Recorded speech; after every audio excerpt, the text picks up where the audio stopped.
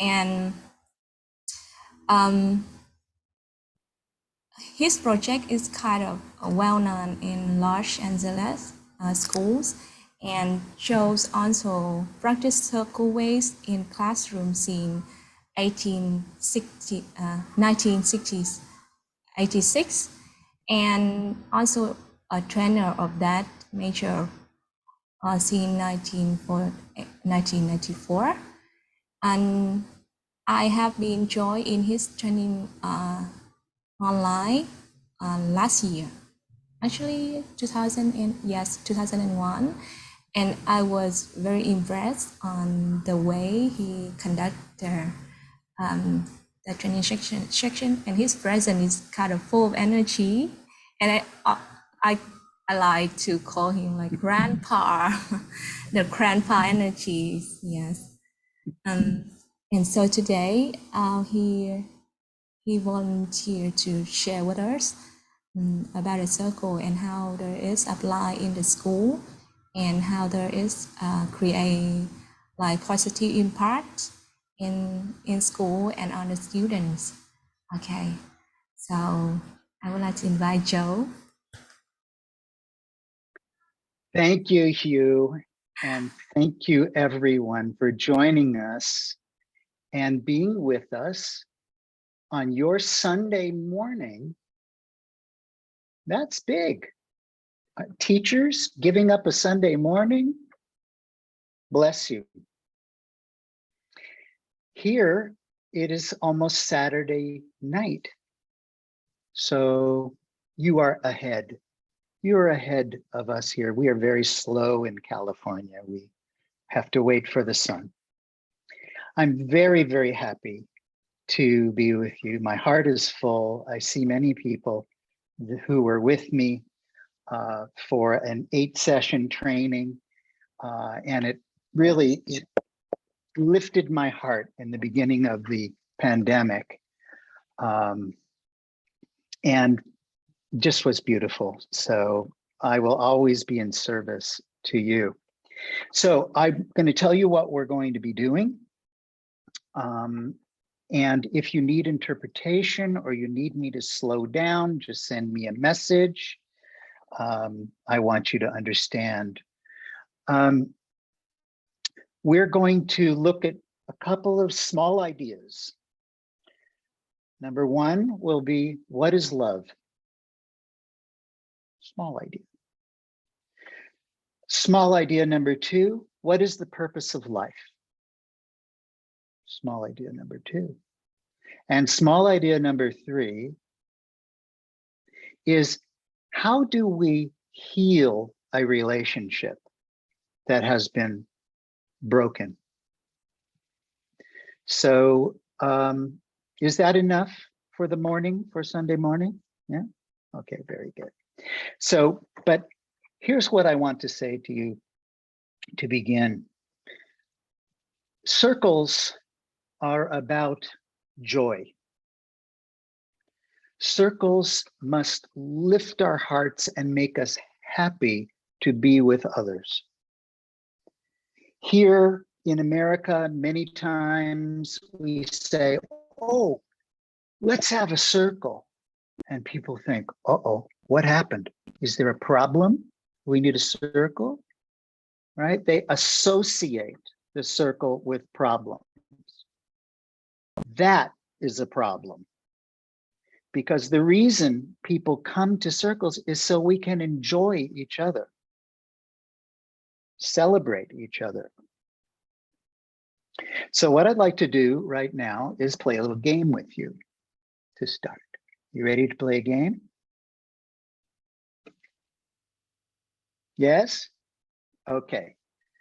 This game is called Hey Everybody. Hey Everybody. And so what I want you to do is think of something that you love to do. Think of something that you love to do. Sort of see yourself doing that thing.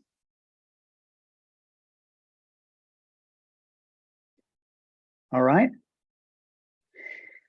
And then what I'm going to do is I'm going to say, hey, everybody, let's, and then I'm going to tell you what I love to do. And you will say, yes, let's, and you do what I do. Okay, let's try that. Let's see. Hey, everybody, let's make circles. So you say, hey, everybody, yeah, let's make circles. Very good. And Hey try to do it. everybody, let's make circle. Hey, everybody, Yeah. let's make Hey, circle. everybody, let's go. Let's make circle. Beautiful. And I pass to Hugh.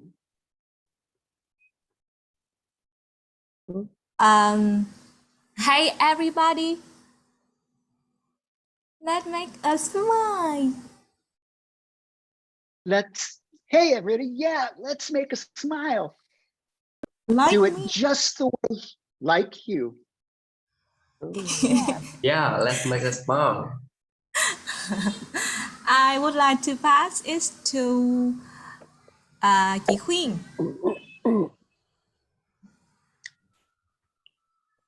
Hey everybody, let's hug yourself. Yeah, Hey, Yeah, yes, let's let's hug hug yourself. yourself. Yeah, let's have yourself. I pass to Hải. Hey, everybody, let's take a very deep yawning. Yes, let's yawn. Yeah. Let's Let's yawn. go.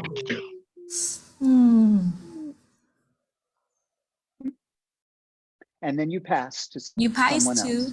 Yeah, I pass it to Chung.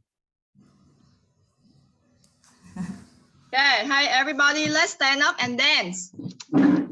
yes, let's stand up. Stand up and dance. I will pass it to May. Hey everybody, let's close your eye and breathe in. Yes, Yes. let's close your Let's eyes. close our and eyes and breathe in. breathe. I pass it to Linh. Hi everybody, let's sleep. Yes, let's sleep. Yes, let's sleep. Thank you. I pass it on. Thanks. Thanks already? No, not yet, right? Khang here. No, not yet, not yet. Em bật kênh tiếng Việt, em được gọi chị Hằng. Okay, hey everybody, let's wash your hair. Yes, let's wash your Yes, hair. let's wash your hair. I need this. If you have any left.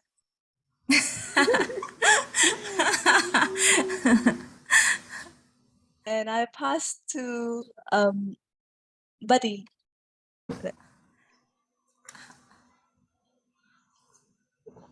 Hey everybody, let's do a silly face for 5 seconds. Yes, silly face. Excellent, everyone. Thank you. I pass to Wing. Just put the dấu bằng in front of my name, but okay. Hey everybody, let's drink kombucha. Or Yes, liquid, let's drink. or any liquid. Kombucha. And I pass it to Yi. Okay, hi everybody, let's clap your hand. Let's clap our hands. Okay, I pass it to Linh Thị. Okay, hi everybody. Let's look at the sky. Yes, let's look at the sky. I look at my ceiling. Okay. You can see the sky. My ceiling. By the web. So I passed it to Mia Hun. Hey, thank you, Lynn. Hey, everybody, let's jiggling. Let's giggle. Cute.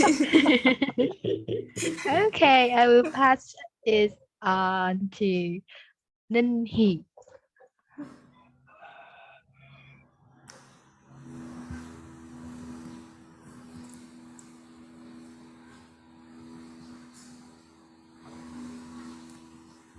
Is Lynn here?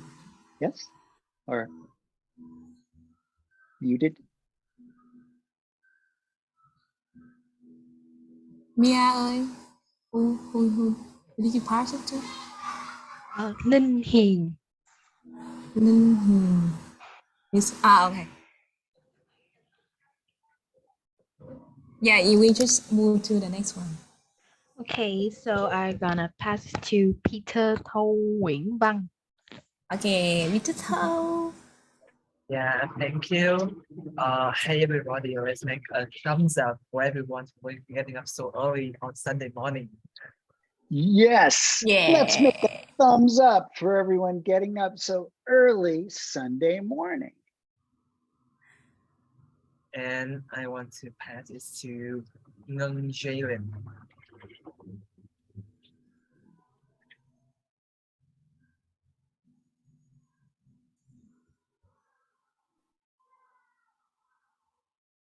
Okay. So can you choose another one? Yeah, sure. How about Hami? Hami? Yeah. Hami, are you there? I'm here. Good morning, everyone. Yeah, we just open our hand and then just move it. Yes. Let's open our hands and move it. Thank you. Flowers. And you can put up a hand if you haven't gone, but you would like to go. The one. Yeah. So what you mean that I passed to another one? I'm sorry because I'm late. Yeah, if they put up a hand, then pass to. Okay. So please, everyone, if you haven't got the chance yet, please raise your hand. So I see Nam. Nam, oh, thank you. Nam, please. Thank you. Hey everybody, let's sunbathe and read books. Oh, yes. Hey, everybody, let's sunbathe and read books. Beautiful. Any others? I pass it to Linda. Hi, everybody. Let's massage our tummy. Yes. Let's massage our tummy. Clockwise and anti-clockwise. Okay. I'd like to pass it to Juliet. Everybody, let's look at the plant next to you, if you have a plant. Ah, I have. Big plant. Okay, I don't see any hands, so I think I'm the last one. very good. Thank you so much. Thank you, everyone. So what does that have to do with circle? How is that circle?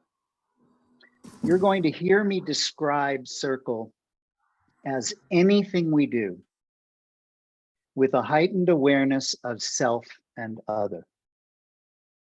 Let me see a thumbs up if you think you can have a circle with just yourself. Can you have heightened awareness of yourself? Like in meditation, right? Or dance, when you feel your own body, right? Can you have a circle of just two people? Yes, absolutely. What makes what we just did a circle a few different things. Number one, we have to think about what we love to do. Okay? We communicate it to the group in words and with our bodies, in gestures. Riding a bike, reading a book, lying in the sun, right? And if we really look at each other, we try to do it exactly the same way as the person.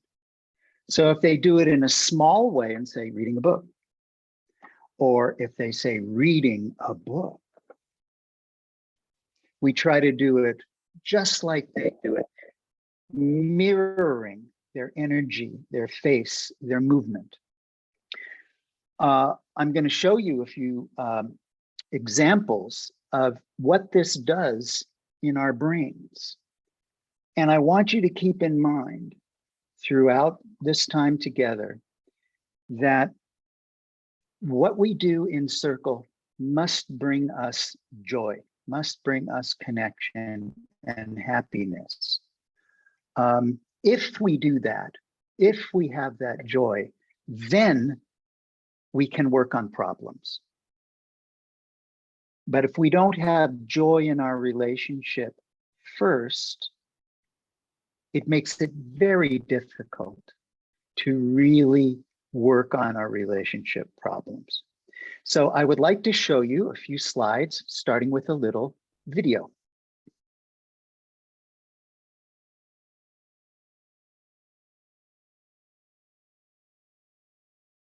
Okay, is that full screen? You can see that? Okay, there's the hey everybody.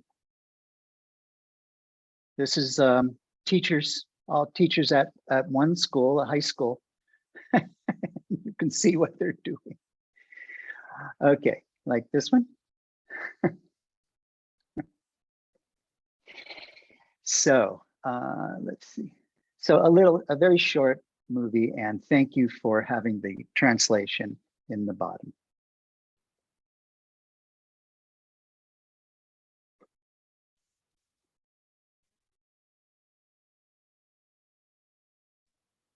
I can't hear the sound. Okay. What do we do about that? Is there something I do on my end?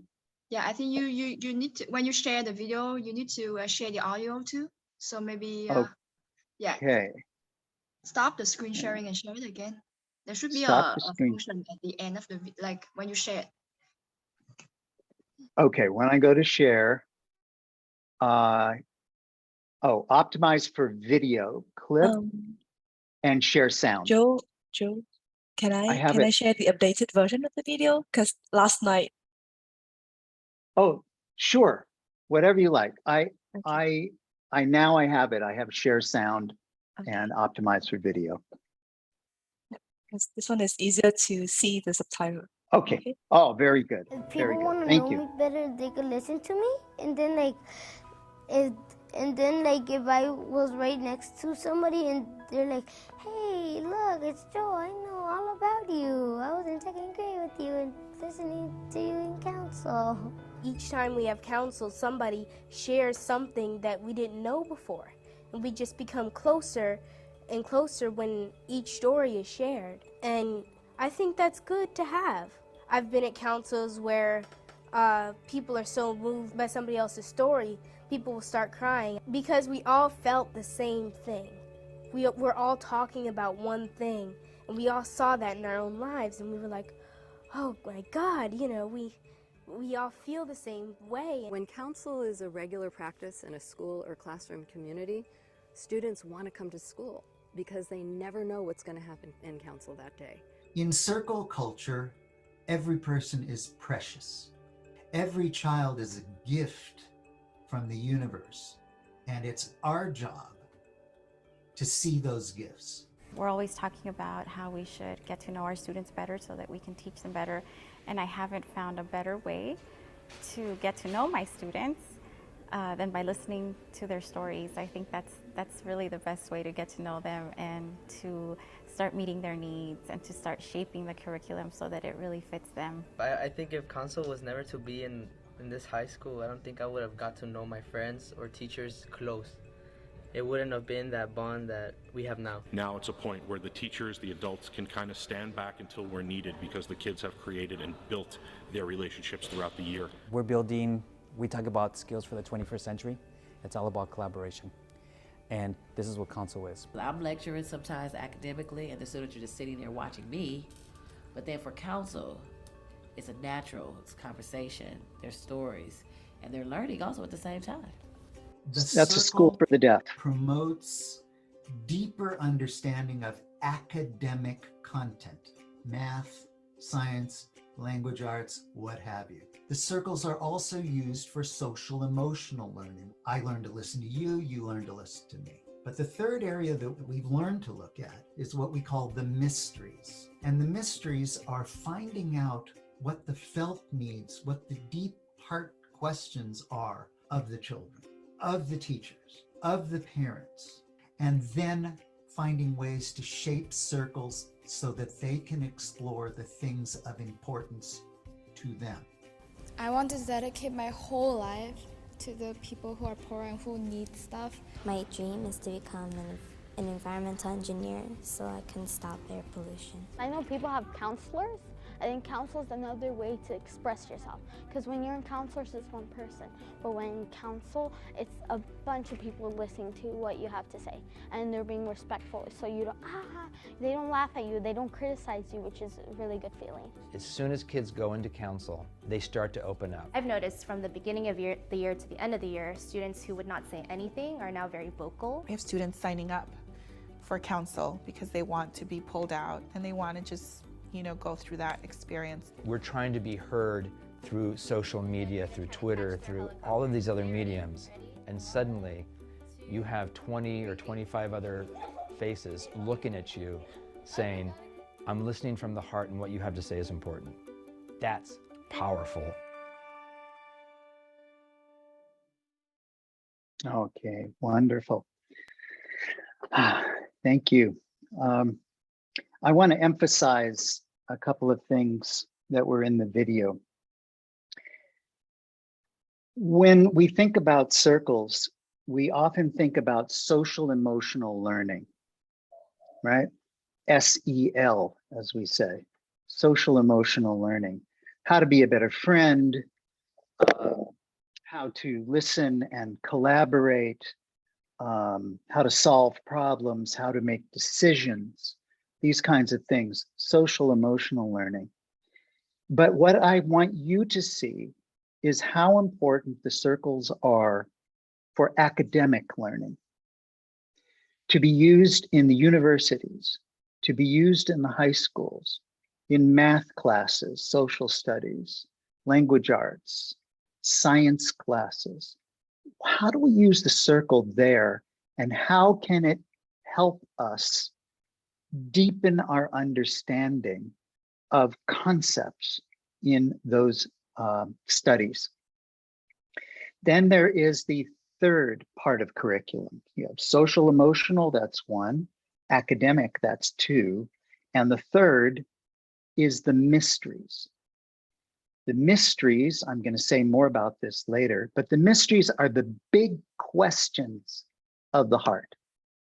The big questions of the heart. How many of you have questions about life and about people and why people do what they do and why the world is the way it is? Yes. We very rarely ask the children what their questions are. We ask all the questions as teacher. What are your big questions? What wakes you up in the middle of the night?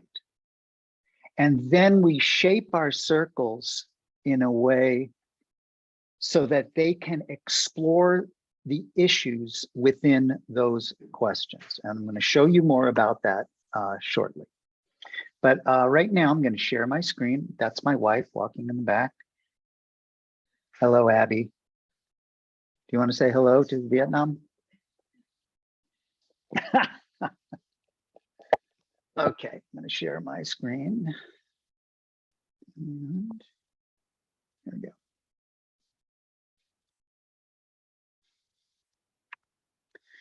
So, two kinds of learning. One is, and let me see by show of hands, how many of you in your classrooms, when you were in school, or in your classrooms now, have the chairs in rows? People all facing the teacher. Let me see a hand if that's true. Yeah. How many of you had circles in your education? See Tron, see a few people. Very good, very good. Was it after you were 5 years old? Very good. Any of you had circles in university or college? A couple, that's wonderful, wonderful. So the idea is here, there are basically two kinds of learning.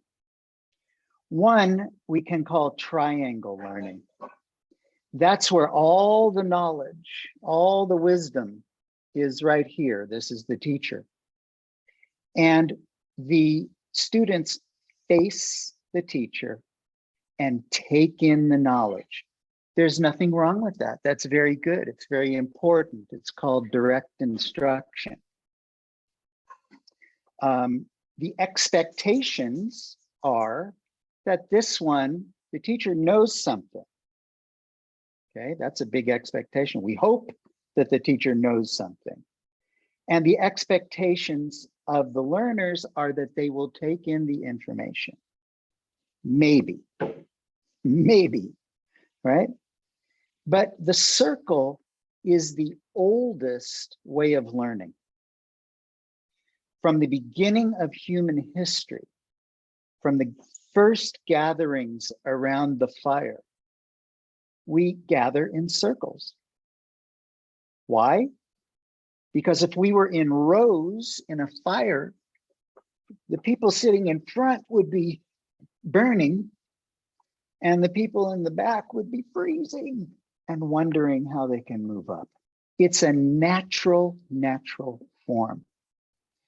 But in my culture, certainly, this is the dominant paradigm for learning. Teacher has the knowledge, gives it to the students. In the circle, everyone brings knowledge.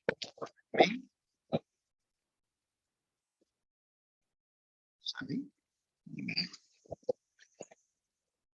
Everyone brings knowledge, and the wisdom is here. This is the real teacher. It's the blending of the wisdom of the participants. And that's very hard for certainly Western people to understand because we're so individualistic, everyone for themselves. We don't work together.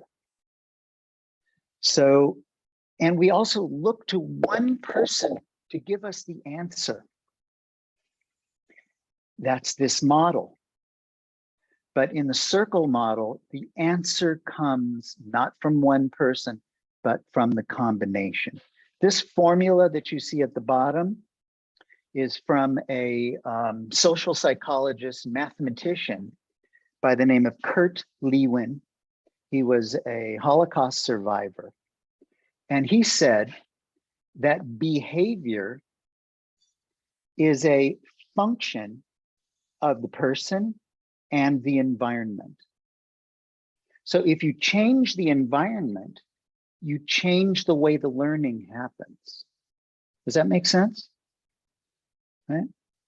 You just simply change the environment, put everyone in a circle, right?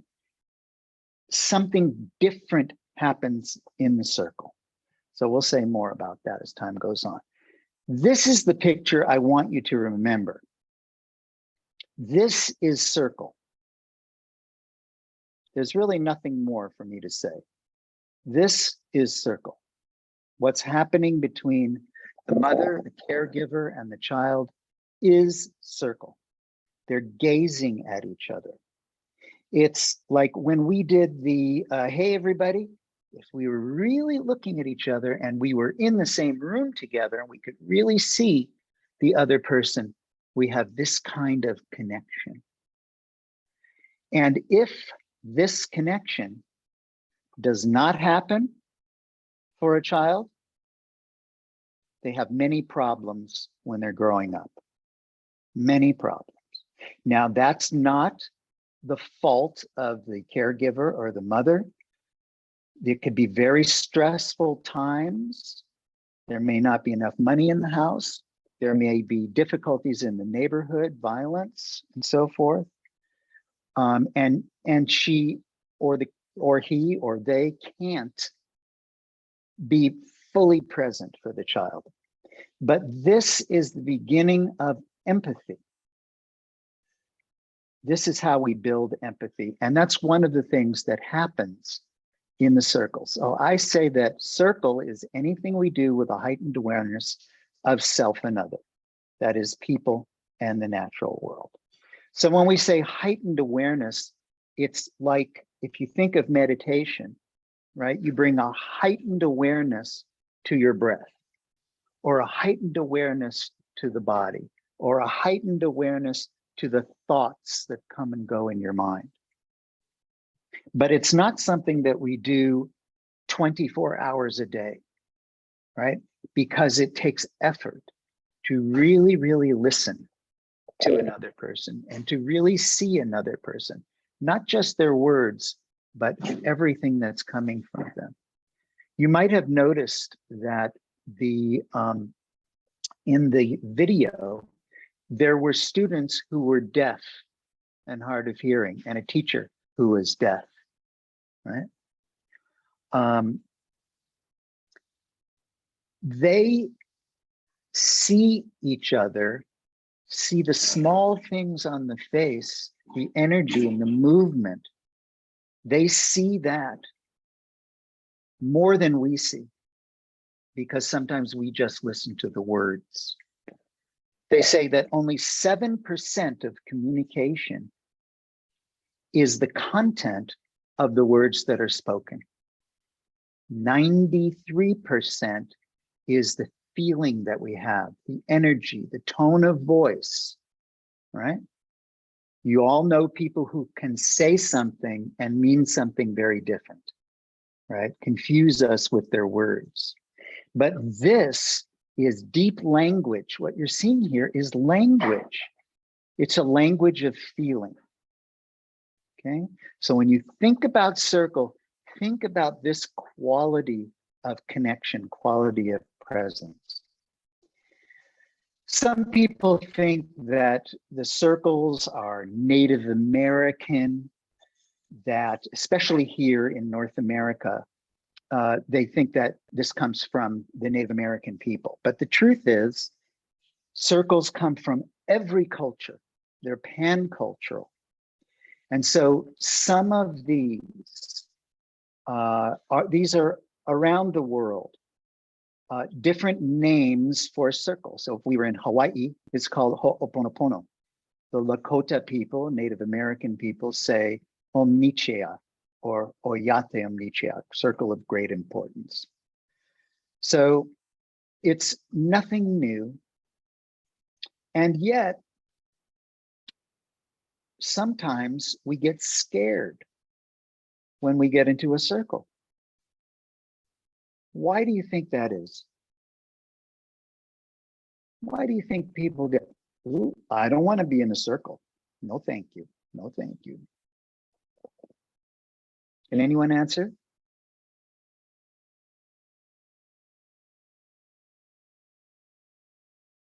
It's triangle learning right now. You're listening to me. Yeah. You're muted. You're muted. Yeah.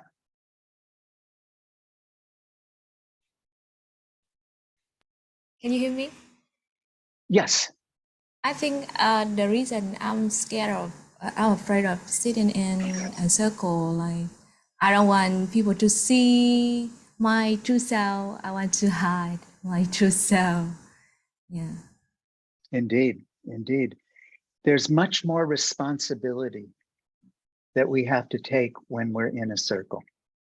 We have to show up fully. In a classroom, you can sit in the back and hide and play video games, you know, or something in the back of the class, right? But once you're in a circle, you are one among many. You're not just waiting for another person to tell you what to do. And I like to make the joke that if you want to see how people respond to circles, the next time you have a party at your house, or even in your classroom, if you're a teacher, put the chairs in a circle before the guests or the students arrive and watch what they do. What do you think they will do?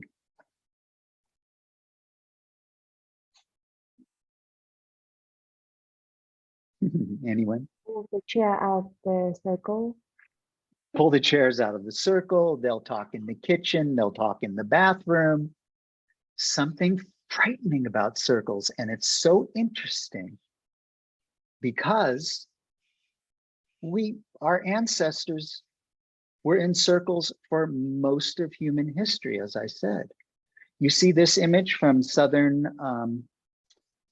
England when I was there in 2019.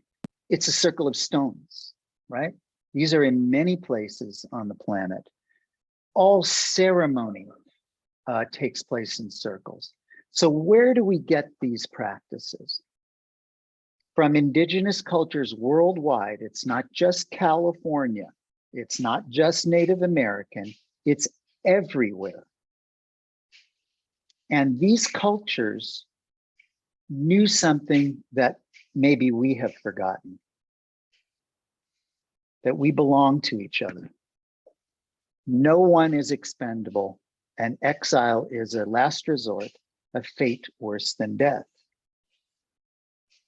We belong to each other. So these are people who live close to the earth and close to each other. And now we live separated and very far from the earth. So it's frightening. It's a little frightening for us to connect again with the earth and with each other. And I want to give you some tools for what to do about that when the time comes. Circles are in our DNA. It's our natural way of being.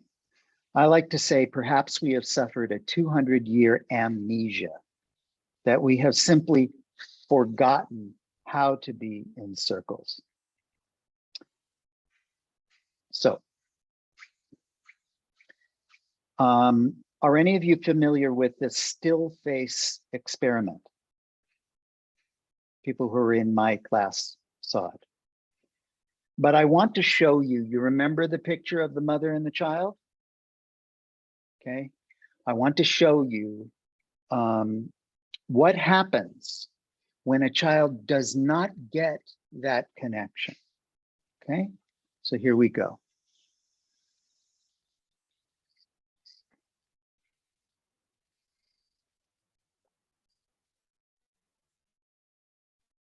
Hi, Joe, again. The audio is not shared.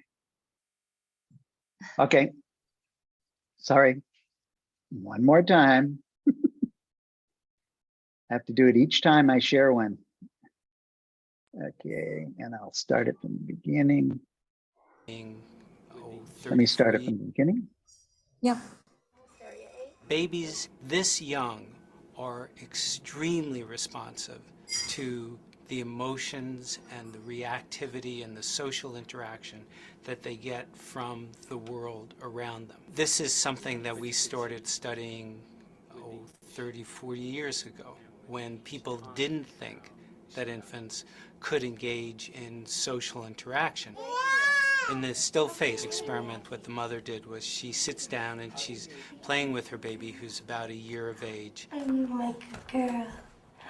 Oh. And she gives a greeting to the baby gives a greeting back to her. This baby starts pointing at different places in the world, and the mother's trying to engage her and play with her. They're working to coordinate their emotions and their intentions, what they want to do in the world. And that's really what the baby is used to. And then we ask the mother to not respond to the baby. The baby very quickly picks up on this, and then she uses all of her abilities to try and get the mother back. She smiles at the mother. She points because she's used to the mother looking where she points. The baby puts both hands up in front of her and says, "What's happening here?" She makes that screechy sound at the mother, like, come on, why aren't we doing this? Even in this 2 minutes, when they don't get the normal reaction, they react with negative emotions, they turn away, they feel the stress of it, they actually may lose control of their posture because of the stress that they're experiencing. Okay. I'm here. And what are you doing? Oh, yes. Oh, what a big girl. It's a little like the good, the bad, and the ugly. The good is that normal stuff that goes on, that we all do with our kids. The bad is when something bad happens, but the infant can overcome it. After all, when you stop the still face, the mother and the baby start to play again. The ugly is when you don't give the child any chance to get back to the good. There's no reparation, and they're stuck in that really ugly situation. Okay, I want to stop the share there. So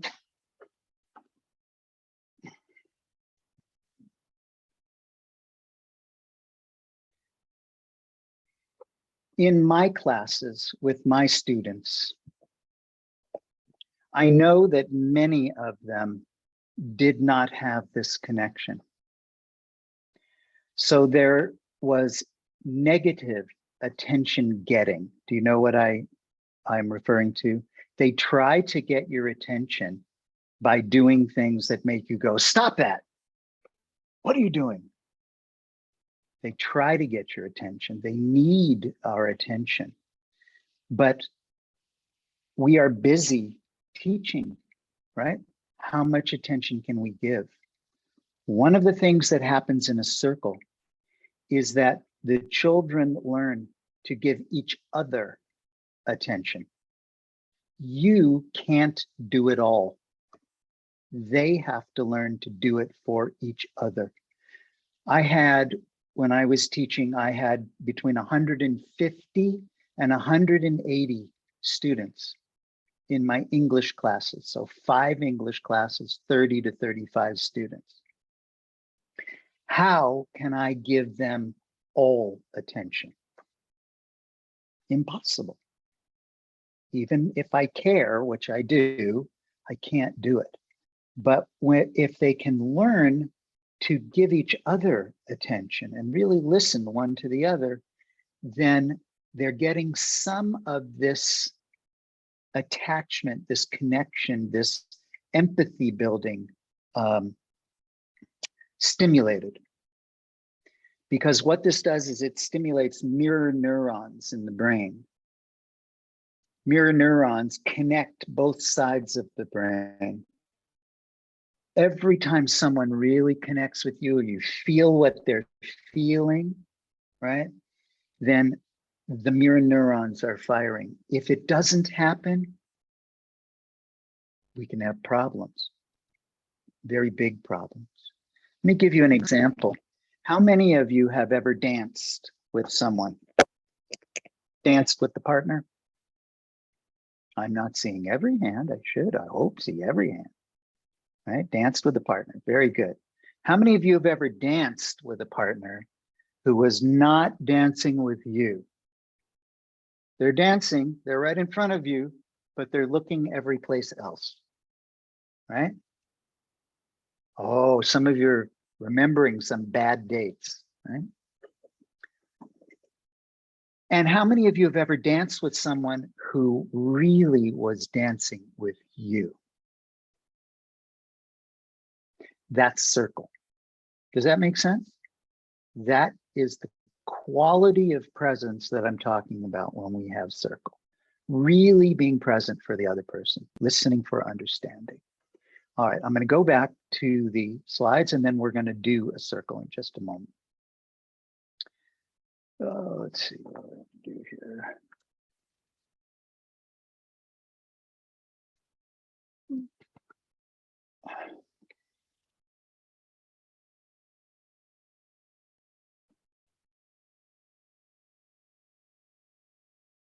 Okay.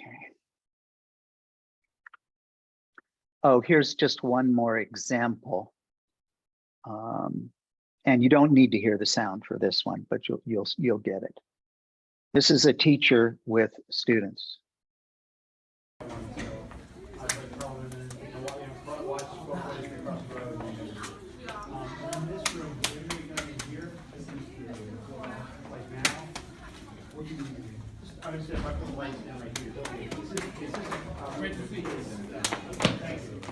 Thank you very much.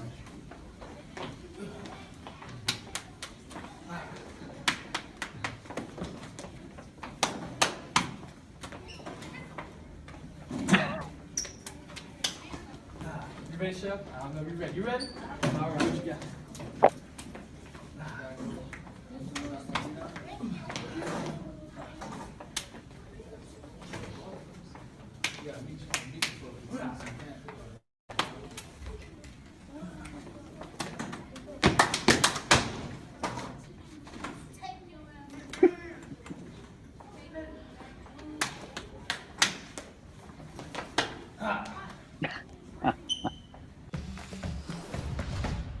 Okay, I have to stop it there. So in a sense, we can say that that teacher was in circle with every child as they came into the classroom. The moves didn't come from the teacher. The move came from the child. The question was, show me a way to greet you, a special way to greet you. So they would do a little dance or whatever they did, right? And he remembered it. Do you think those children feel seen by that teacher as they're going into the classroom? Right. So it's just a moment, but it's very important. It prepares them for learning. If they don't feel a connection with you, if they don't feel a connection with each other, it's very difficult for them to learn. So we have to provide opportunities like this. Okay, back to the share. And I want to get to a circle so you can see what we're actually doing here. Okay. So these are the basics of a circle. Number one, there's a circle. Obvious, right? Everyone is equal.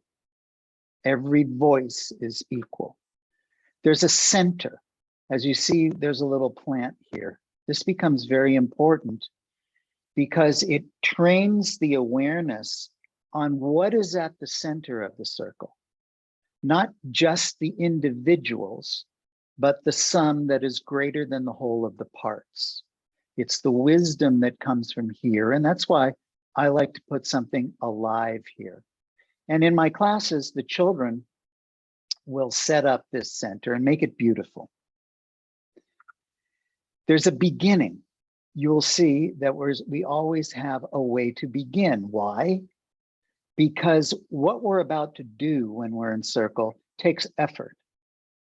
And we can't do it always. Maybe if you're enlightened, right, you can. But we do it just for a period of time. Then there are intentions and agreements and norms. So the intentions and agreements When you come together with a group, you might say to them, how do you want to feel when we are together? And they will say, happy, safe, connected. I want to feel that people are being honest and truthful. I want to know that people will not talk my story outside of the circle. So there's agreements, there's a process that we use to agree. The intentions typically come down to 4. 1, listen from the heart. Listen for understanding, not to respond. My friend Monica, who some of you met, my friend Monica says, in circle, you don't interrupt another person, even with your thoughts. You're listening so intently that you're not tracking your own thoughts. You're listening for understanding. We say listening from the heart. Speak from the heart. Speak your truth. And the truth of your lived experience, not your opinions. That's not what we look at, and you'll see how that works. We use a talking piece like this. Some item that designates the speaker. Once we begin, designate the speaker. And it goes around the circle, but there are many other forms. It doesn't always go just around. But in circles with little children,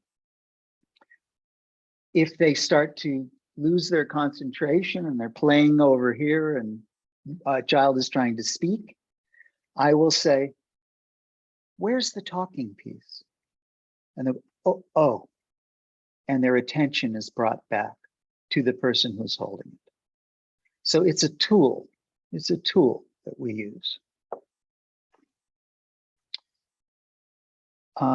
There's witnessing, which I'm going to give you an experience of, which is taking the time to stop and think and recall what other people have said. Very important in education and learning. Then there's a closing, right? We're done.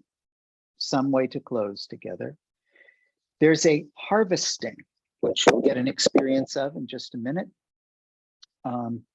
We make some generalizations around what did we learn from each other's stories.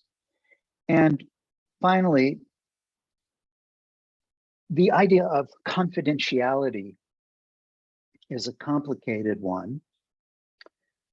I do not like to say what we say in here stays in here. I don't say that. That's never true. At least some energy is going to leak out of the circle, if not the words. So here's the guideline that I like to use. It's okay to share the story you told to someone outside the circle. You go home, you talk to someone else. What story did you tell? You can tell the story. It's okay to say, here's my understanding from today's circle about whatever the topic is. That's fine. What's not okay is sharing another person's story. Does that make sense? Right? Sharing another person's story. That belongs to them. There's much more to say about this. But now what we're going to do is we're going to understand what love is. Are you ready? Shall we? You have any interest in that? How many of you have ever read a book that has to do with love? Something about love. Do you know any songs about love? Any poems about love? Any movies about love? Okay, so in the chat, please, you can write in Vietnamese, that's fine. And you can speak in the circles in Vietnamese. You don't need to speak in English. Please put a definition of love in the chat. What is it?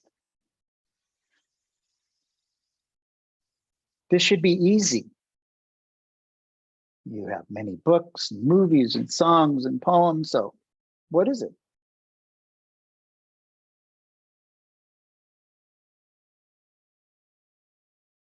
put a few ideas in there. Ah.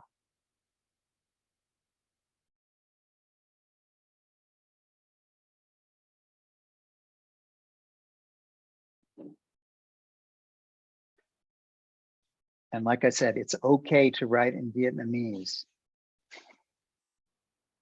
It's the language of your heart.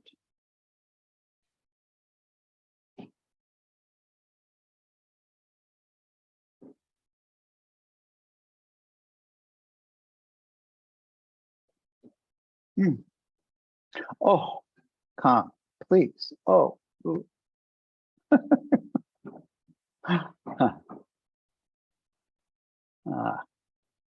John Lennon. See, this is all good.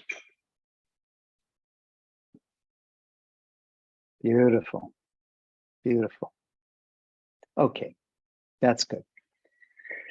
I like to do this because we all have a little different view of what this thing is. We all talk about it. We all want it. We want to be able to give it, but we have a difficult time really understanding what it is, right? So it's a big concept. It's a big idea, right?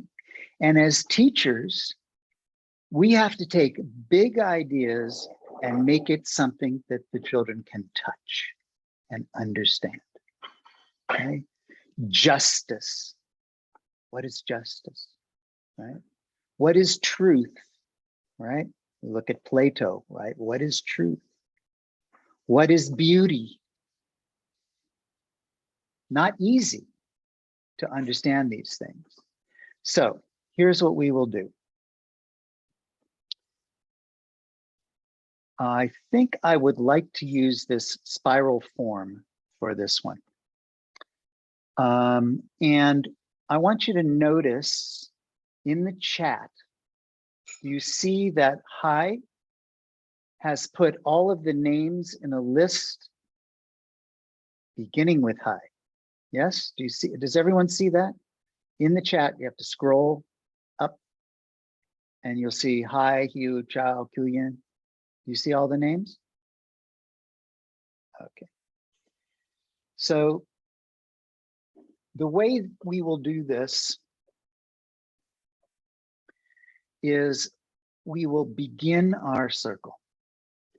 I have a candle here that I can light, but you could sing a song, you could clap your hands, you could do a dance.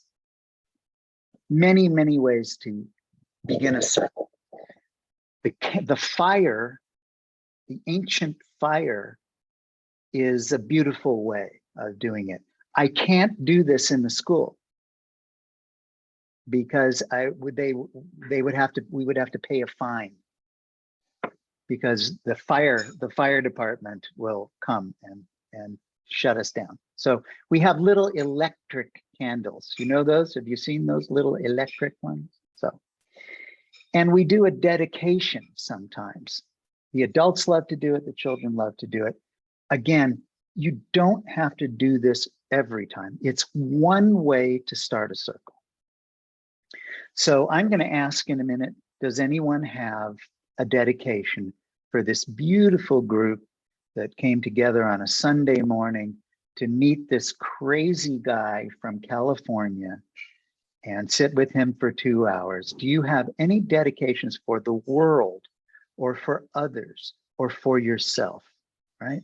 So you would say, I dedicate this circle to, right, peace, for example, right? I dedicate this circle to everyone having enough food to eat, right? I dedicate this circle. So then what we'll do is, you see the list.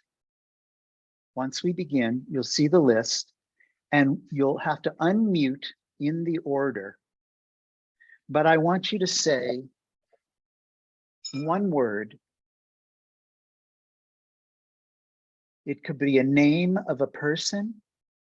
It could be a place. It could be a thing. someone or something that you think of when you think of the word love.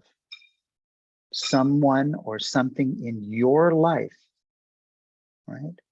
Maybe it's grandma. Maybe it's a Thich Nhat Hanh. Maybe it's a spiritual teacher, right? Someone who lives in your heart. But it can also be your cat, your dog, your bird. It can also be the forest, right? Anything that brings in you a feeling of love, either you for it or them, you for it, or you feel it coming toward you. So just one word, a name, place, or a thing that you associate with love. All right? So we have the first two parts, the beginning with the candle. The second, we will go around in this order. If we were sitting in a circle right now, we would just send the talking piece around the circle, right? We can't really do that here. And then you're going to hear me say, I want 4 people to leave their cameras on and everyone else turn your cameras off. Okay. And then we're going to do something called a spiral. So one person will speak, then the next person speaks. And then when the third person is about to speak, the first person turns the camera off and someone new comes in. Now, this is very important. I want you to speak the language of your heart. We're talking about love. I don't want you to speak English for me. I want you to speak the language of your heart. In that spiral, you will tell about a time you felt love. Is that clear? Tell about a time when you felt it, a moment when you went, oh, this is love. I feel love for this person. I feel love for this place, or I feel that this person or this place loves me. We're looking for a little story of a moment in time. Is that clear? A moment in time. Not, oh, I think love is roses and champagne and, you know, not what you think it is, but a time when you felt it, okay? And not everyone needs to speak. Only the people who want to speak will turn a camera on. If 2 people turn the camera on at the same time, one will turn it off and let the other go. And if I need to say something, you'll see me lift up my plan. Because once we begin, I'm a participant. I tell a story too. I don't sit out. Okay? I'll guide you through this because this is the first time we're doing this. I'm sorry I didn't stop the share already. Okay. And so, does anyone have a dedication? So I can light the candle and get this started. Something that is with your heart right now.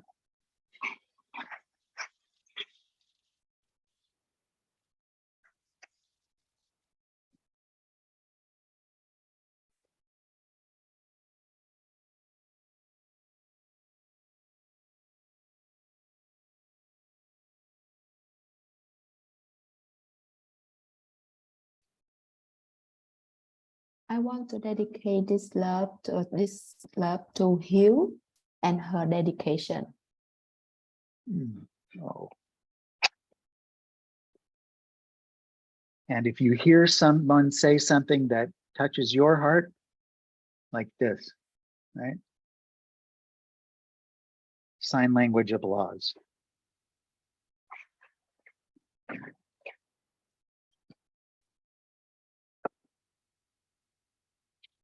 So We begin with hi, just a name of a person, a place, or a thing. The name would be my niece. Her name is Mon. Yeah, I love her. Yes. Just to say only the name. That's all. Okay. No explanation. Just the name, and we don't even need to know that it's your niece. Okay. Just the name. Okay. Thank you, Mon.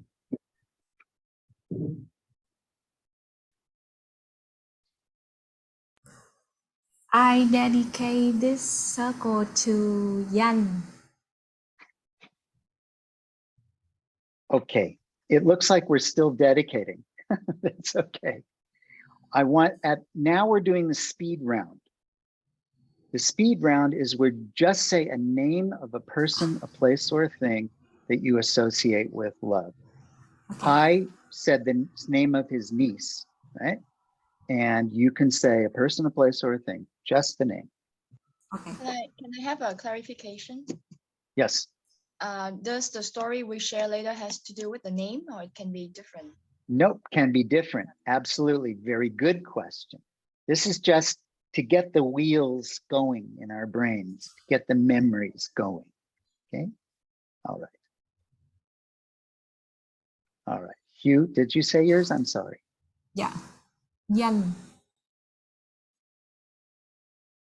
So, ciao.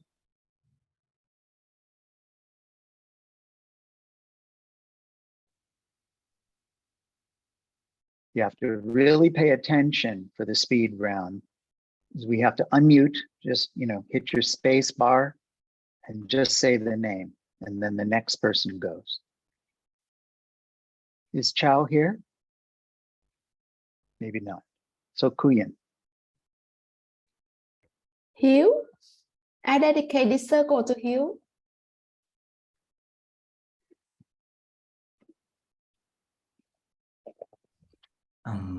Water.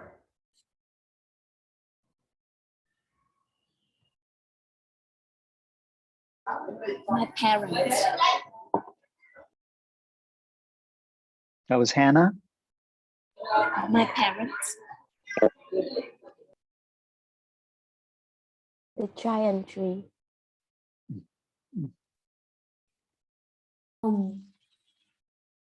I dedicate this circle to my family, to the standard, to the Vietnamese standard community, and to farm. Thank you.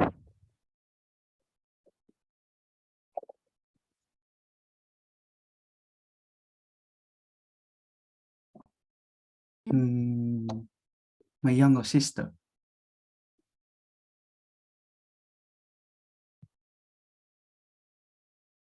Vâng.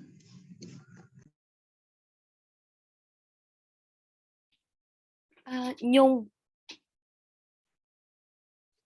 Joe, professor. Stephanie.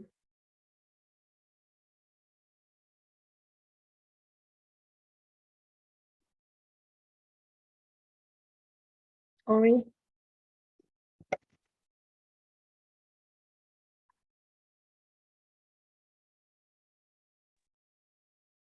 Guyen.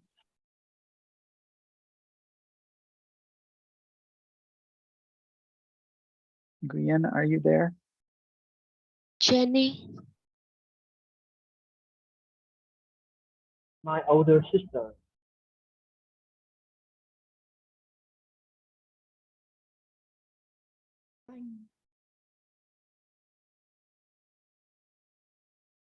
Are you there? Tú Anh. I put in the chat to her two nieces. Okay. To my mom.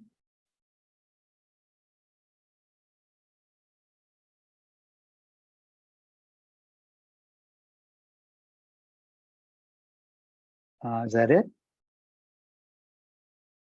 We hear Kuyen and Jaylin.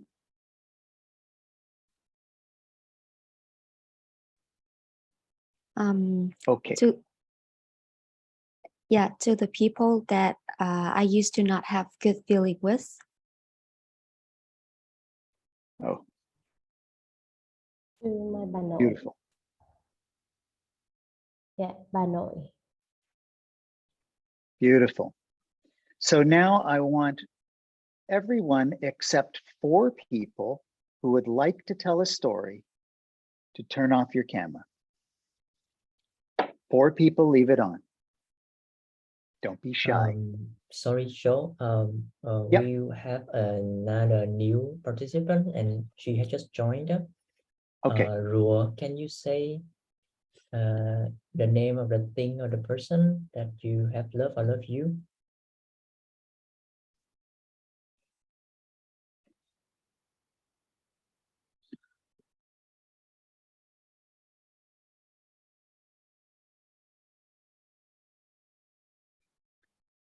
Okay. They will be able to understand when they start hearing the stories. Okay, so cameras off, except for 4 people.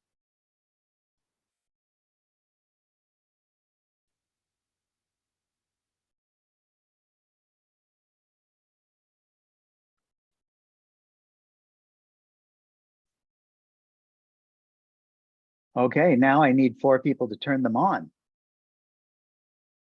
Just pop in. Have courage. Heart.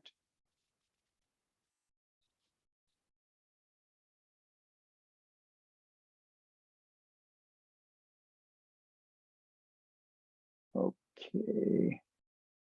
I guess I'm not seeing. Do I see, are there, oh, I have to go to gallery. There it is. I'm sorry, I wasn't in gallery. Okay, so the way this happens now is that Nam will begin. You tell a story. Please feel free to tell it in Vietnamese, okay? Then the talking piece, you'll say, Nam, I give the talking piece to Lin. And you say, thank you, Nam, thank you. And then you will tell a story, okay? And then Lin, you say, I give the talking piece to Huang, right? And before you speak, Huang, Nam will turn his camera off, okay? And someone else comes in. This is called spiral form. If we were doing this live in a classroom, there would be 4 people or 5 or more. In the center, one would speak, the next would speak. When the talking piece went to the third, the first would go out and take a seat, all right? And someone from anywhere in the circle would come in. Okay, so the prompt is to tell about a time you felt this thing that we call love.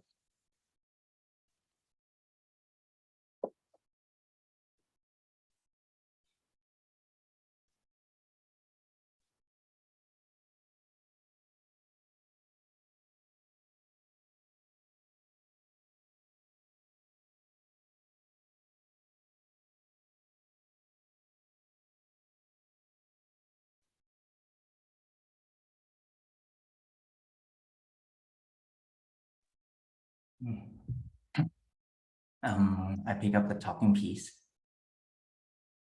Just to name my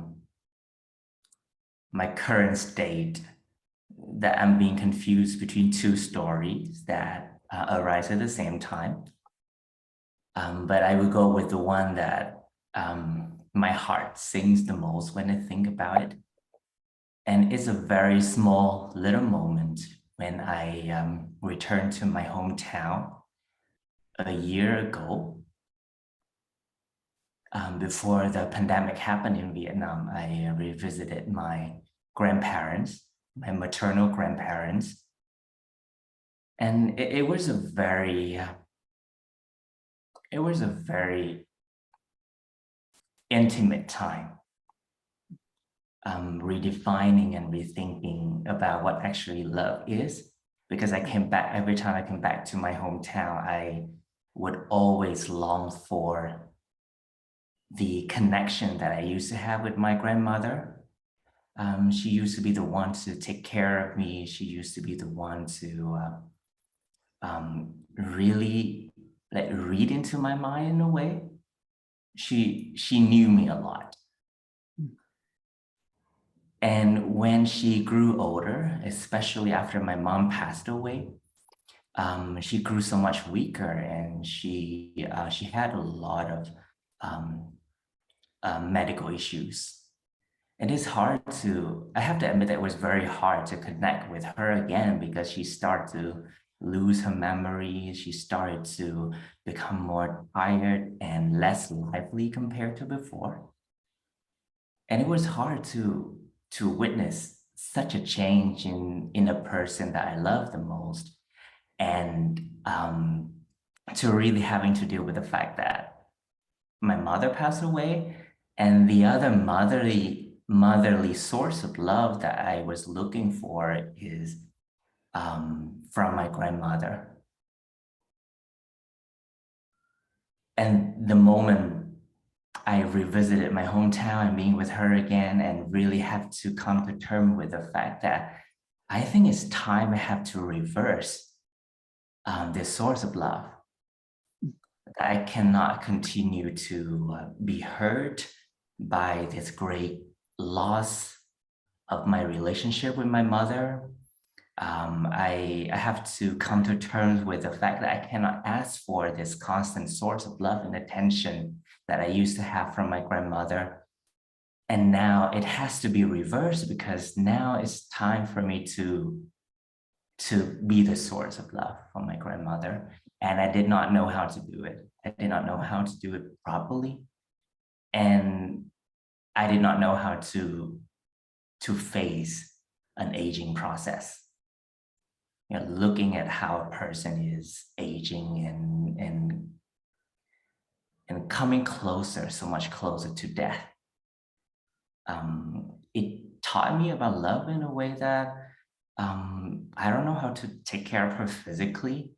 At the same time, I also realized that I don't want to be, you know, to make her feel like she's getting so much weaker, and that she has to depend on other people, and that she cannot do anything. And so I don't want her to feel that way at all. And there was this moment in particular when I was sitting with her. We were just watching TV as we used to. That's the thing that we loved to do when I was small. We were just watching TV together, and she was just like curling on the sofa, watching TV and just listening and not saying anything at all. And I was sitting next to her. Like subconsciously, I started to reach my hand to her hair, and I started to like gently just touch and just let my fingers like curl into her hair, and just let me feel how it's like just to be next to the person that I love, like physically. And for me, that's a moment of love, because I recognize that, you know, in this moment and in this present, I could see her now. I could see her fragile state. I could accept that fragile state. At the same time, the only thing I can do is to be there physically. And I usually think I have to do more than that, but at the same time, realizing that just that gentle like touch means a lot. And she was like gently leaning back into my hand. And I think that was the next moment I felt love, because I realized, oh, that's how I gave love. Be there, just do the things that she used to do for me when I was small. And she did give me a lot of physical intimate touch, like on my head, hugging me, kissing me. And now I'm doing the same thing back to her. I just like being leaning onto her, let her lean onto me, on my body, and just feel our physical bond together. Yeah. I'm sorry to interrupt, ma'am. It's a beautiful, beautiful story, and I'm really sorry to interrupt. Because of the time, it's important to move to the next person. So, and Nam has told a beautiful, deep, detailed story. You don't have to do that, everyone. And thank you for leading and being first. So if if there's more for you to say, please say it. If not, if you're ready to pass, just say I pass to Lynn. Yeah. Thank you for reminding me about the time. I think I could just wrap it up with, yeah, love for me in that moment. It's just really about being there. Oh. And letting go of any other expectations and responsibilities I have, that I think I have to do, and just do the thing that my heart told me to do. Oh. Yeah. And with that, I pass the piece to Lynn. Thank you.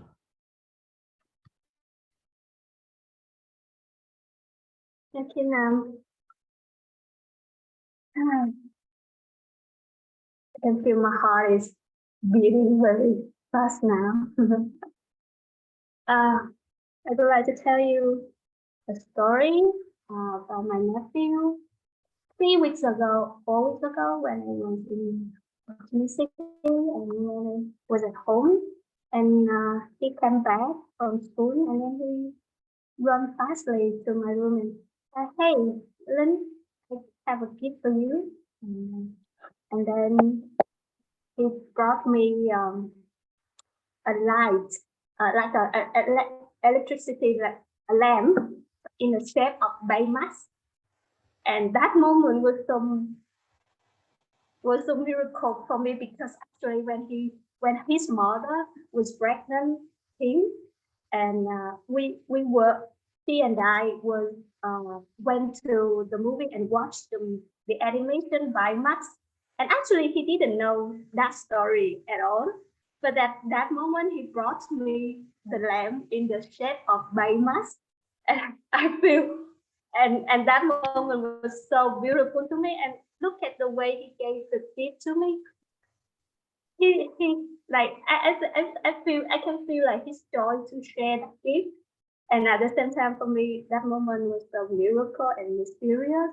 It's like a circle of joy, because at that moment when I watched that animation with my sister-in-law, that was so meaningful and also at the same time a funny movie.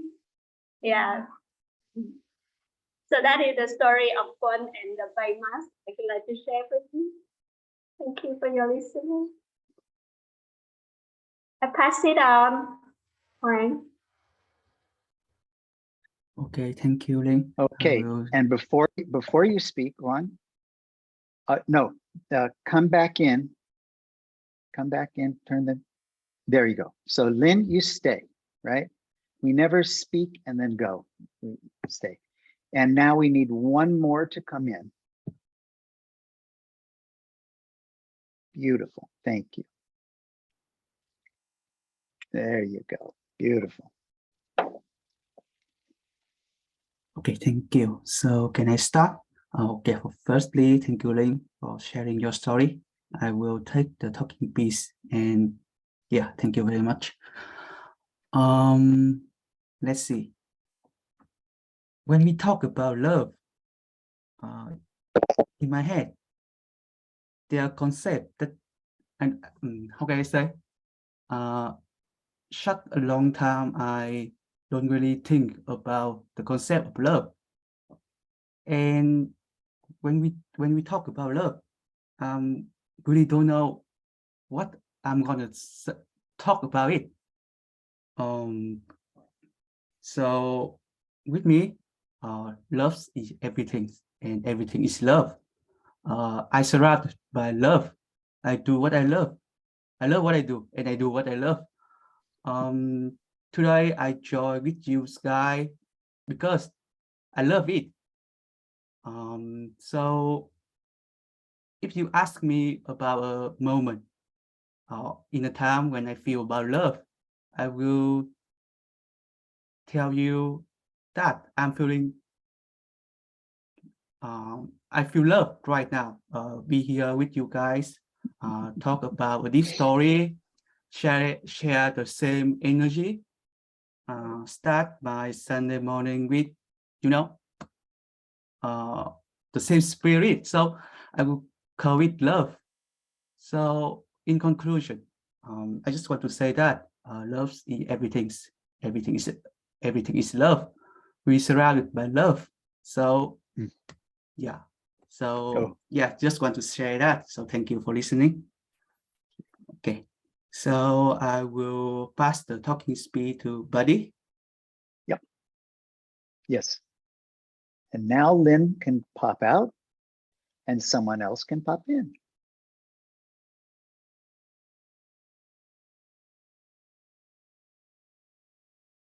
Another person, anyone?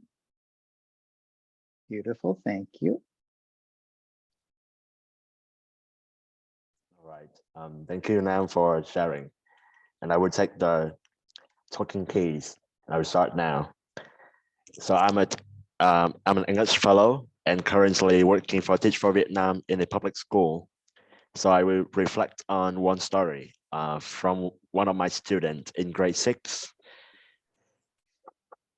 So I'm currently teaching 4 classes, 2 of which are with 6th graders. And I do have some students with disability in my class. So for classmates and for teacher and the school, there are students with disability.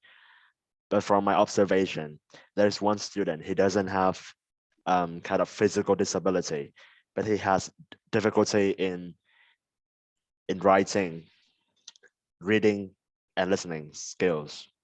So that was my challenge. That has been my challenge ever since I come into the class.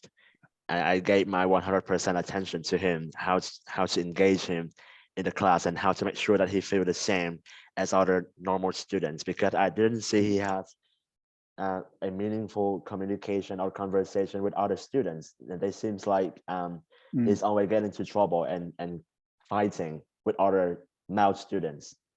So there is one, there was one class that he was very focused in my class. And at the end of the class, he came up to me on the blackboard and he showed me his notebook. He showed me that he showed the effort to write 10 new words that I wrote on the blackboard. Oh. And yeah, and in response to that, I gave him a seal. Like I always have the habit of giving seal with different images, like smiley face, a silly face, like for my student to recognize their effort of like writing, taking notes of their lessons. And even though he just like he can't write properly like other students, he tried to write the 10 new words. And he showed me with the very happy eyes. I saw some hope and some effort in his eyes. And that's moments I feel love, not only from him, but also that love that I try to give him, like give me some results. And I feel so that's gave me the motivation to continue doing something else for him in the next days to come. Yeah, and that's from my story. I would like to pass the talking piece to, okay, Chung. To Chung, yeah. Thank you, buddy. And so Hoang, you pop out. And very good, very good. Peter came in, oh, come back. Okay, we need one more.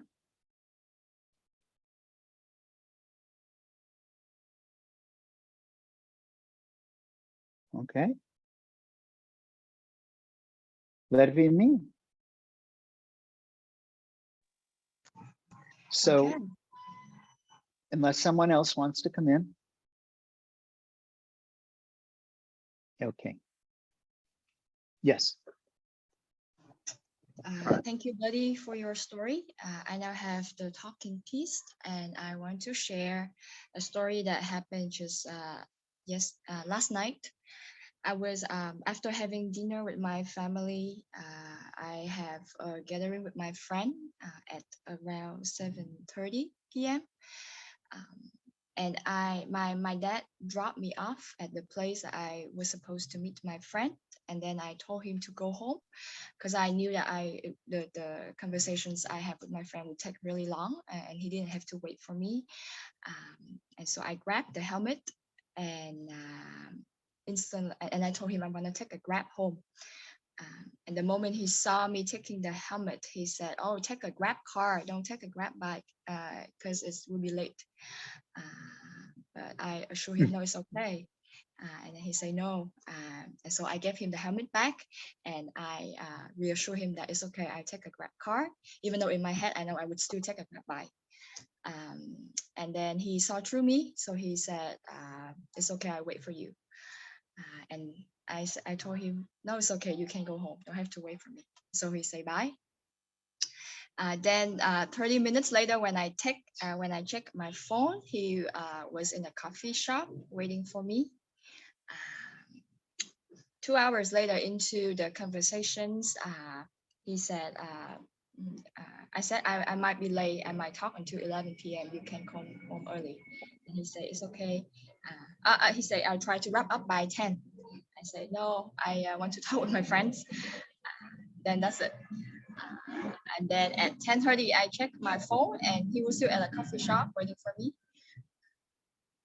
And thankfully, I ended the conversations with my friend at around 10:30, so he came and picked me up.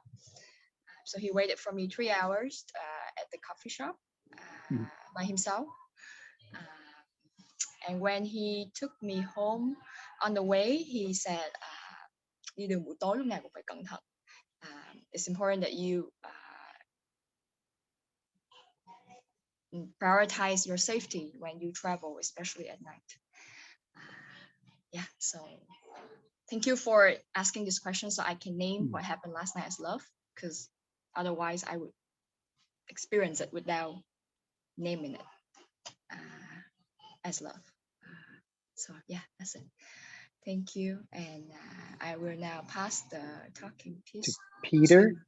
And Buddy, you stay in because we keep the circle whole as we come to finish. Okay, so Peter, yes. Yeah, thank you, Chung, for sharing your story. And can everybody hear me clearly? Yeah, okay, thank you.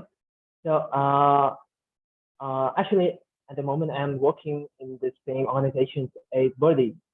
Yeah, we are now working in Teach for Vietnam as a fellow, or you can teacher in the public school.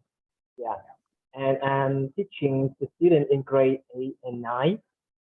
And in this area, we can call it the countryside. Yeah, and the student here, many students here, they're so shy to share, to express themselves. But when I teach them, I feel that many of them want to talk to me. But whenever I come to them and try to communicate with them, they show that they are not confident to talk to me, and they run away. Many of them, they run away. So I think of a chance for them to express themselves when I ask them to bring a notebook, and after class, I ask them to write anything that they think that will make me understand them more. Yeah, anything. It can be a song, can be a story, can be a poem, yeah, or anything. And I should expect that they will write something short, like something short, like thank you, teacher, for teaching me something interesting. Yeah, that's what I expect. But actually, there's one student who, in the class, she shows to be so shy.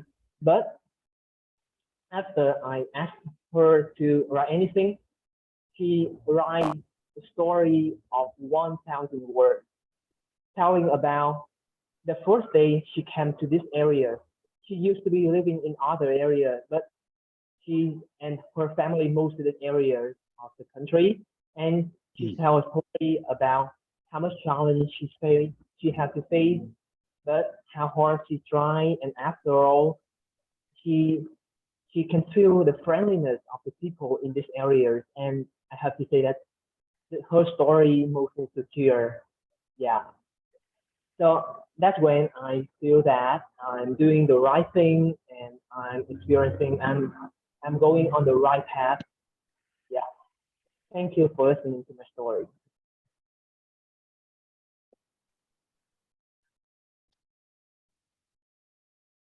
So you're passing to me, Peter. Yes, I'm passing. And I received the heart from you. Thank you. And I feel your heart. Thank you.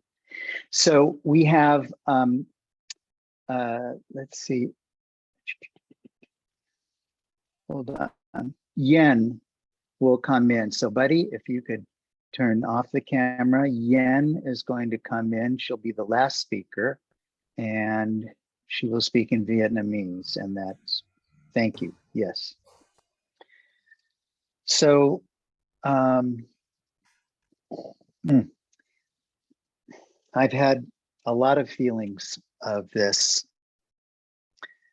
You know, there's always a little bit of pain with love, a little bit of pain. My daughter is 27, and I love her. But last night we went to hear a woman talk, and she talked about intuition. She talked about the way the body knows and how important body knowing is, how much perhaps more important than cognitive knowing. And I was sitting next to my daughter in the auditorium, and it was just so beautiful to be there with her, exploring this powerful, important subject. And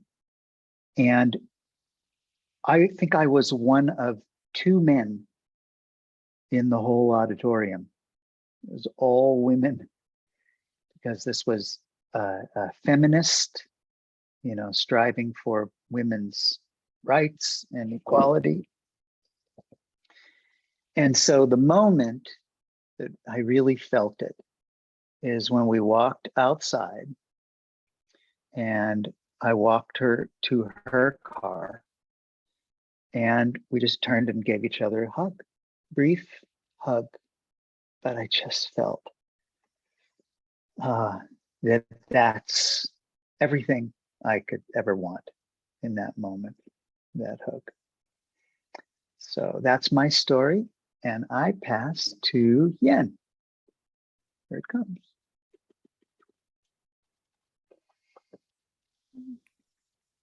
Cảm ơn thầy Ren đã chia sẻ cái cảm giác yêu thương của thầy. Với Yến thì Yến muốn chia sẻ câu chuyện của mình. Cảm giác yêu thương mà mình nhận được thì là từ một cô giáo, giáo viên thực tập của mình ở Nam Phi. Khi mà mình lần đầu tiên mình đến đó, cô đã chuẩn bị một cái căn phòng cho mình ở, và cô đã có một cái bức tranh rất là đẹp để chào mừng mình. Cô chuẩn bị sẵn nến, sẵn mọi thứ mà mình cần cho cái quá trình thực tập của mình ở đó. Và cô trao cho mình một cái ôm, và một cái ôm đó nó mình cảm nhận rất là nhiều thứ ở trong đó.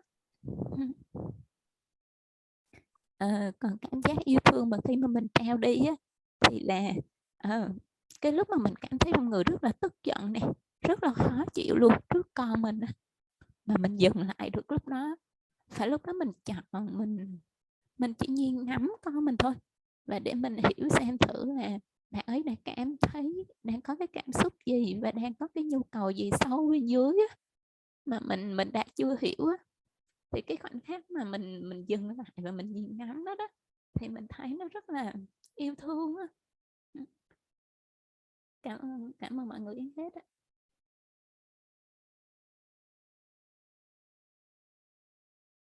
Thank you. Okay, now I need everyone to put cameras back on. And we're going to do what we call witnessing. So I invite you to take a moment to remember the stories that were told.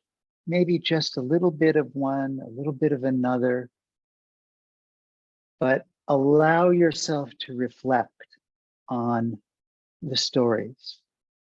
There might be just a word or an image or a phrase that you remember. You don't have to remember the whole thing. Let's take a moment just to remember the stories that were told.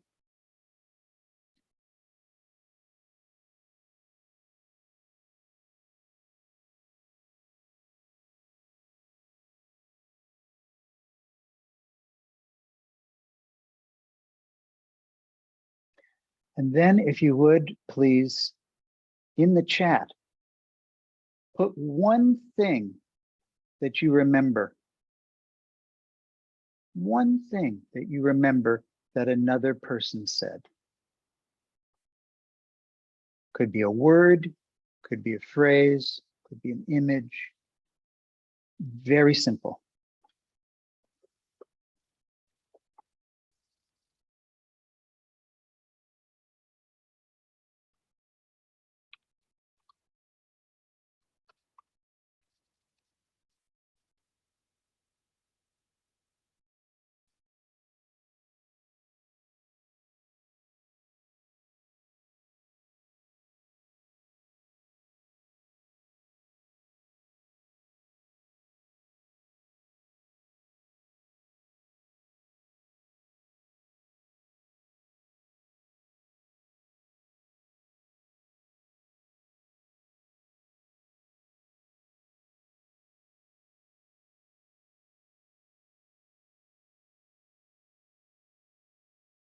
Okay, very good. That's a witnessing. So if we were in a classroom together, we would go around the circle and people would say one thing that they remember. And the value of that is that when you hear the one little thing, sometimes just one word, you remember the whole story.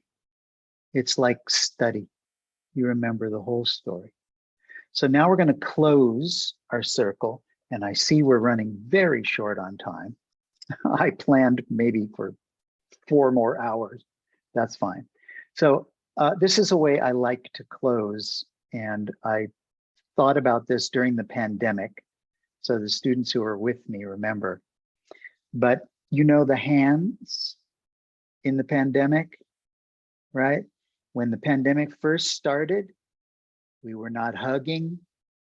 We were not shaking hands, right? It's like someone would put their hand toward you and go, oh, no, no, right?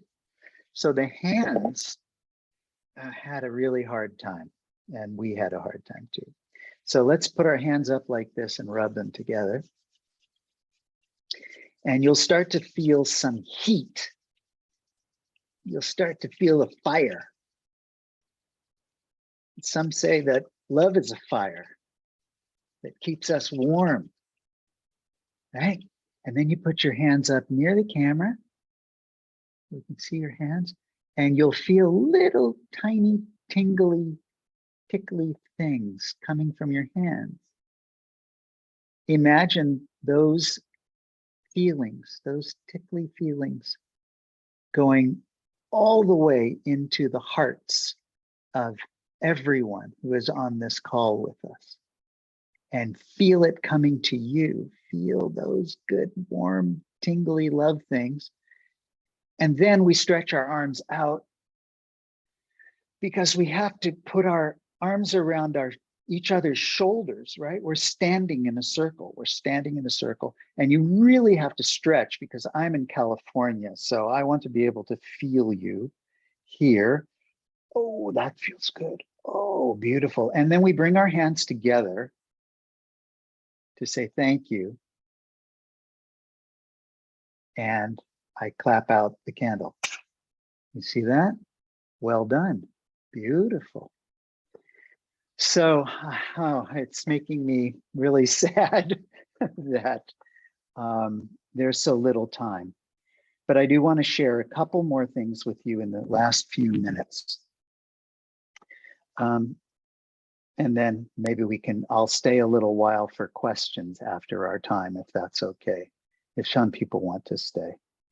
So, okay, we went there. And so this is the process. First, we had an experience. And then we had to think about that moment. For example, I thought about the moment after I hugged my daughter. I was driving in my car and I was thinking about that moment.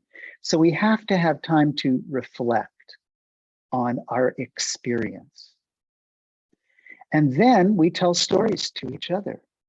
And I think you can see that in a very short time, we heard many different sides of love. We could not have read 10 books on love in 20 minutes, but we had 10 sweet moments in these stories, 10 views of and experiences of love. If we didn't do that in a circle, we would only have our experience. One person I heard say, thank you for letting me think about that moment as love. If we didn't do this, I wouldn't take the time to think about it because we move so fast.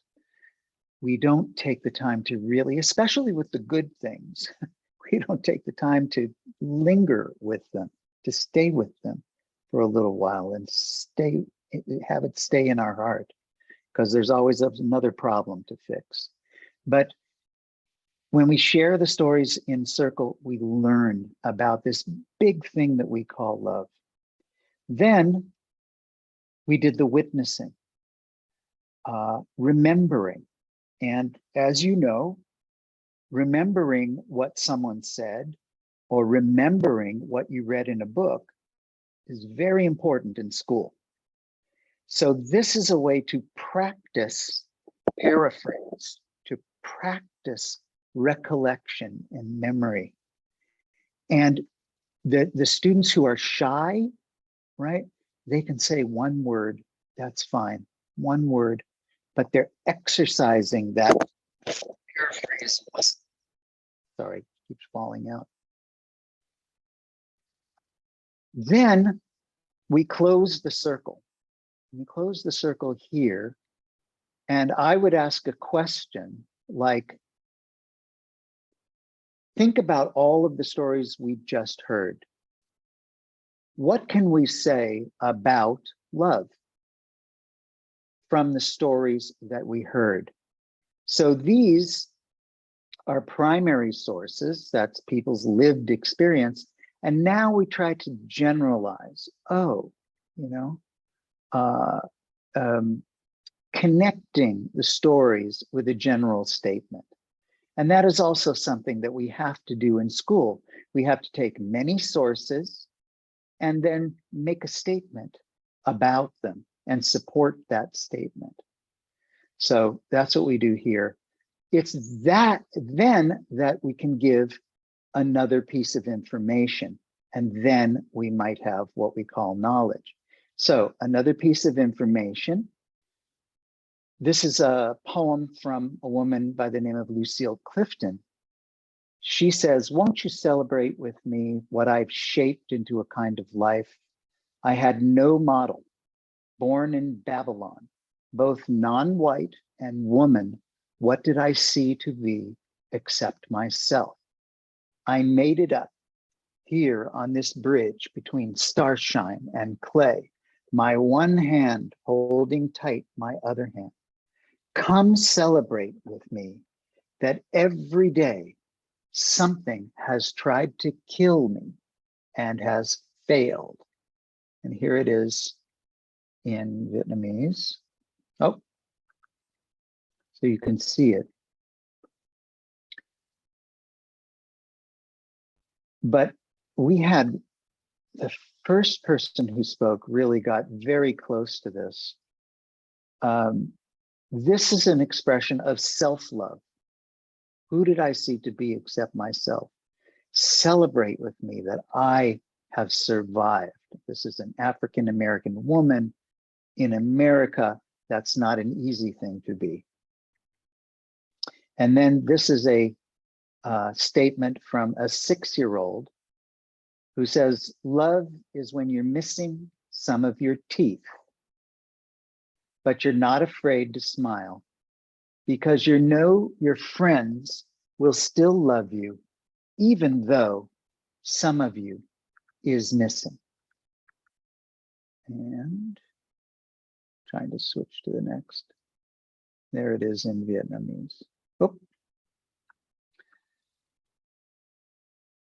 So I'm going to stop the share. What is that 6-year-old saying about love? She said something a little different than what we said. What kind of love is she talking about?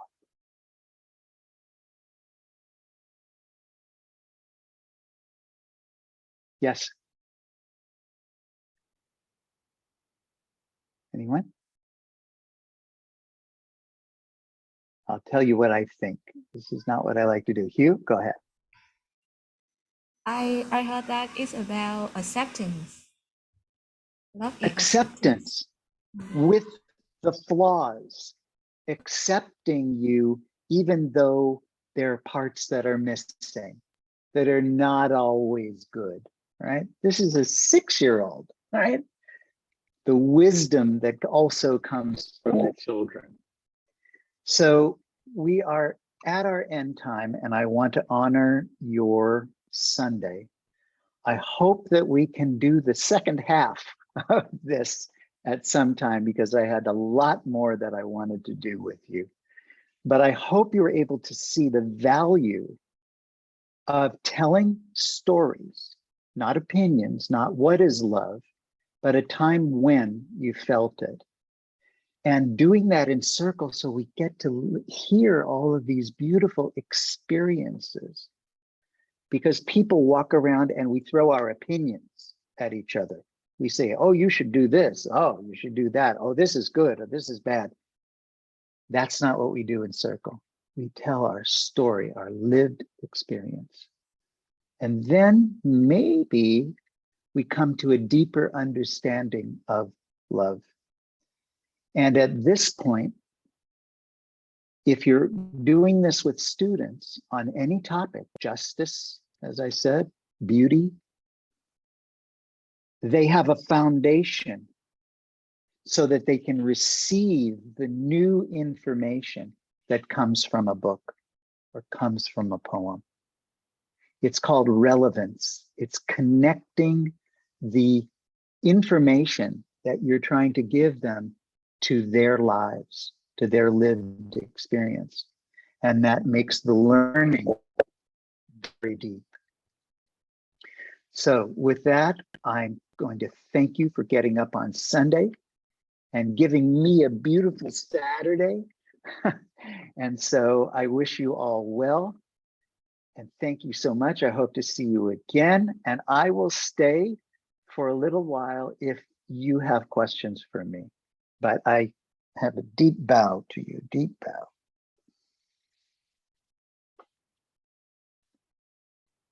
Thank you. Thank you.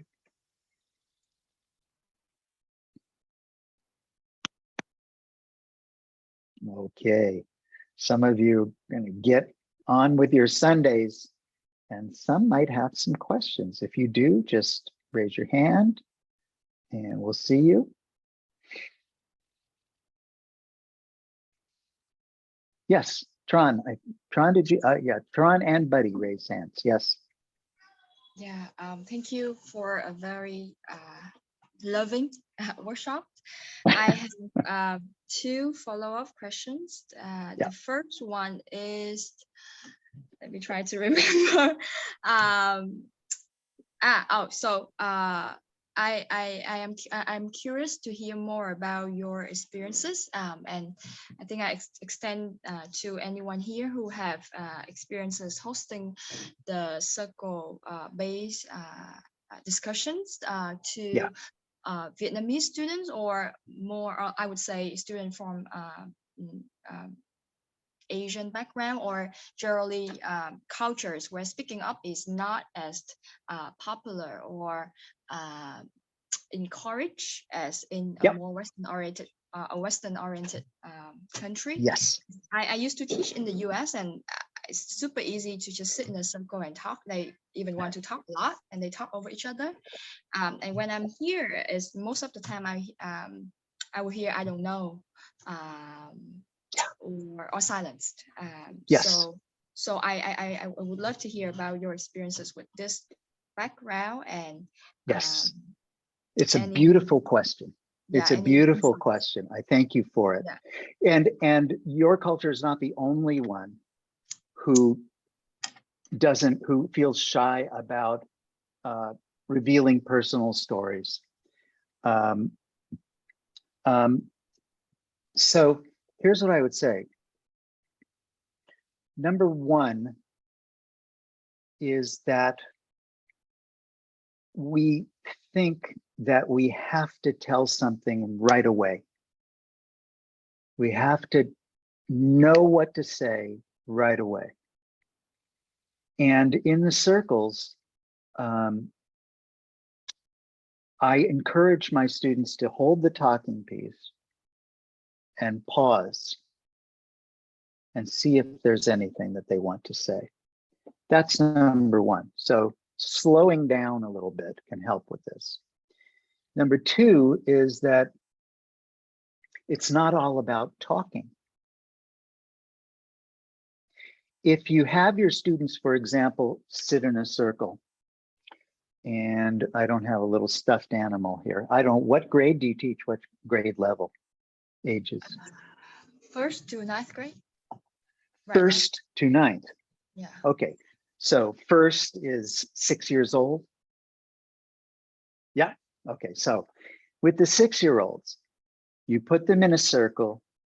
Very good, success. That's success number one.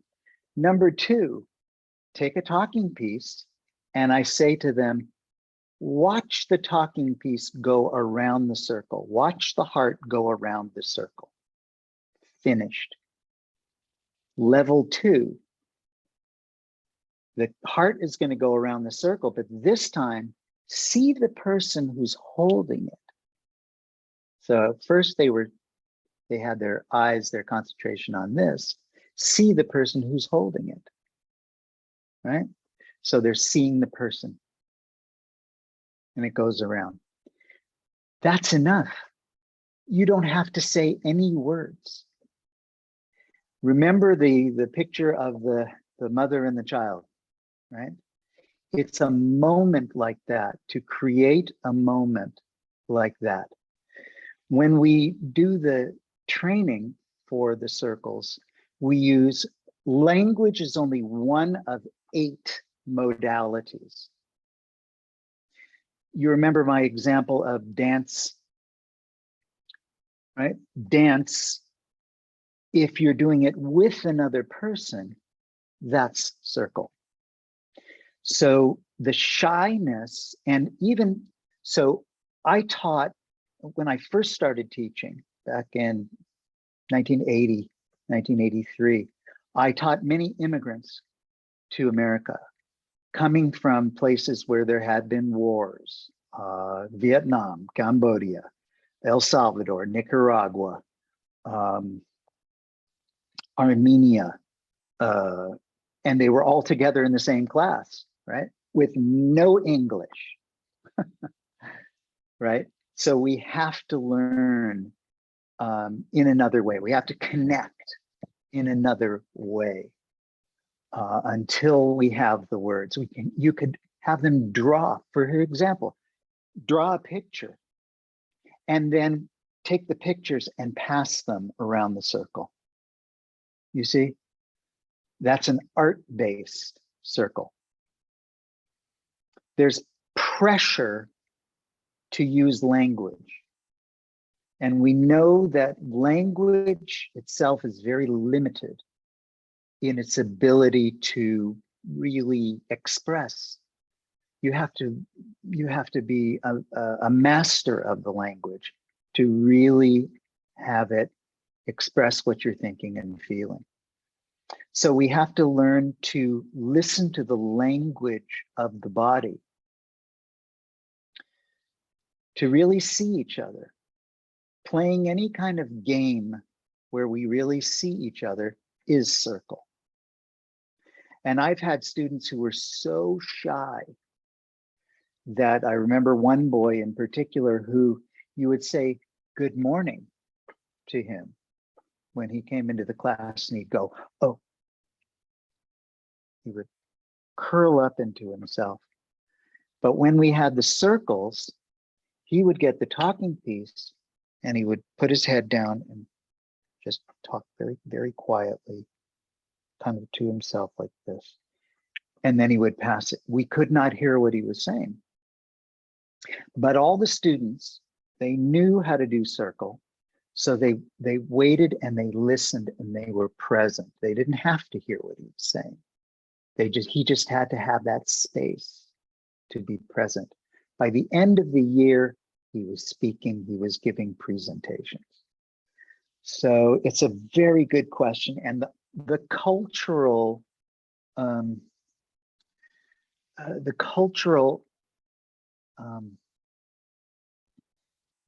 was I saying? The cultural norms and expectations, they shift. It's very important for us to know. If I came to Vietnam, I would have to do things in a different way. It's not like I'm presenting it here. I would have to find out the things that you're telling me, right? In some cultures, we don't tell, if this is a beautiful thing, we don't tell in Latin culture, in Hispanic, Spanish-speaking culture, they don't talk about the family, the personal life in public, right? You know, unless they're here for a long time and they're used to it, they don't do it. However, with you, with my experience with the people from Vietnam, the heart and the personal story is right up front. It's no problem. I will tell you what is in my heart, who I love, right? No problem. So we do have to be sensitive to the cultural norms. And that's why it's important to find out, if you can, what the circle practice is that was practiced in Vietnam 200 years ago. Right? Because each culture will have a slight difference in the way they approach the circle. See if you can find the name. I've been collecting names for a long time, but it's a very good question. And I thank you for your sensitivity to that. And I know that I have a circle of teachers here, so everybody is, you know, willing to try. But it's a really important question, and I've thought about it a lot. It's not all about language. It's not all about speaking. Okay, I see Buddy has a raised hand. Yes. So my question is kind of a following up question to Chung question. I also ask question in the context of teaching Vietnamese students. In my case, it's public school with big class size, and the desk arrangement is usually fixed, and we don't have the perfect space for so-called. Yeah. So I'm gonna start with a very basic step, I think, is listening from the heart or listening for understanding that you mentioned earlier. Yeah. So I want to ask you, how do you have a strategy to, organize activities or in lesson planning so as for your students at a very young age to understand the concept of deep listening? Yeah. Yeah. So I would encourage you to take them outside and put them in a circle.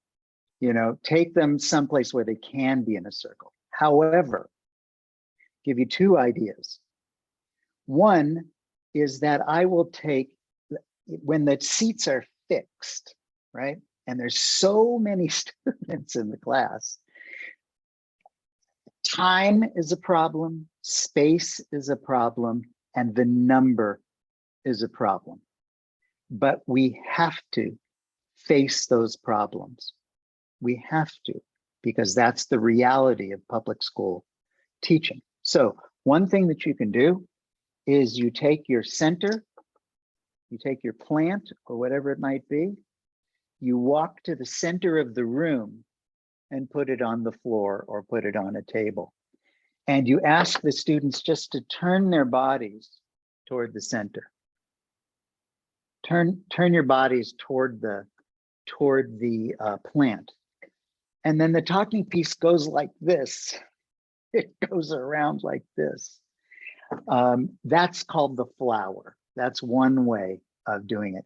Here's another way.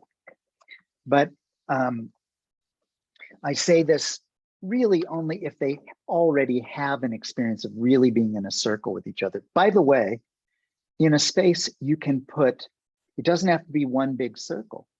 It can be a series of concentric circles, right? So they can be closer to each other, tighter in. You can use that spiral form. Did you see that picture of the educators there were 60 in the room, right? That was educators in Czech Republic. You can use that spiral form. All of these things can be solved, but here's another thing that you can do in the classroom when you have many students and you can't move the desk. You make a drawing of a circle and you put names around the circle. I used to do it on a projector. It would project onto a screen or onto the wall. So I would say to the group, okay, virtual circle. We're having a virtual circle. And then they see all of the names in a circle. And I'd say, who would like to begin? Right? So if one person begins, the next person is right there. We know who it's going to be. We know what the order is going to be. So that's a virtual circle. And this listening from the heart, listening from understanding, you can begin by ringing a bell. I use a bell or,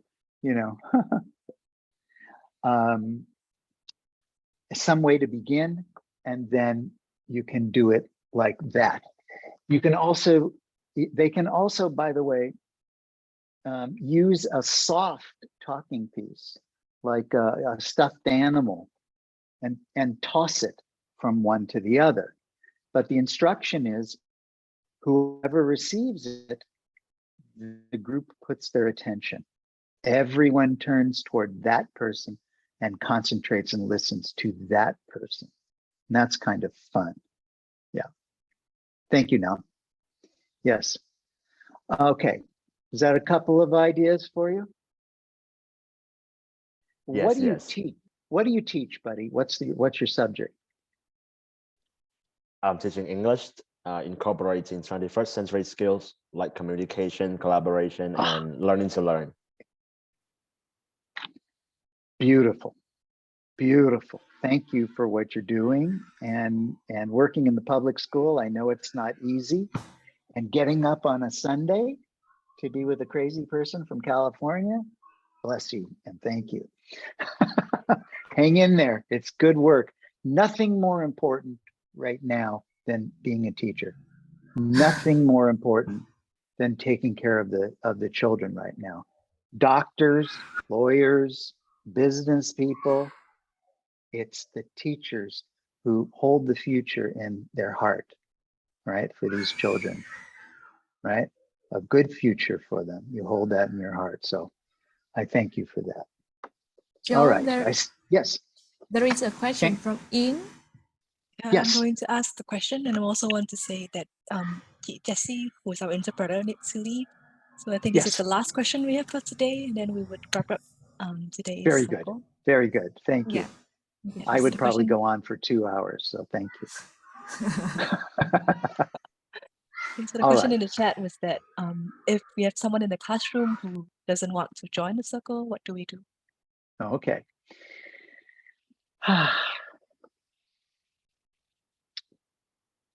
You never have to speak in the circle. You can always pass the talking piece, okay? If the reason they don't want to be in the circle is that they don't want to speak, you can tell them you never have to speak, right? We don't know why someone will choose not to speak, but I've had classes where the talking piece would go whoosh, all the way around the circle. No one would speak. And then I would tell a story and whoosh, we'd go around again and I would tell another story. In the beginning, until people, until they get a sense of safety, but you can always remind them you can pass the talking piece. The other thing is, if the reason they can't be in the circle is that they're disruptive, right? They keep other people from listening, then they can sit outside the circle and they can write to the prompt, right? Tell about a moment when you experience this thing called love. They can write about that. That's fine. Sitting outside the circle, and they can come back when they're ready to listen and to hold to the agreements. That's why it's important to get agreements. How do we want to feel in our class when we do these circles? What will you do and what do you need? And you write it all down and put it up on the board, right? We will listen from the heart. We will speak from the heart. We will speak truth. We will, not take too much time or whatever. And you list that, all the agreements. If someone is not keeping to the agreement, you can point that out, right? And if that continues, they can sit out.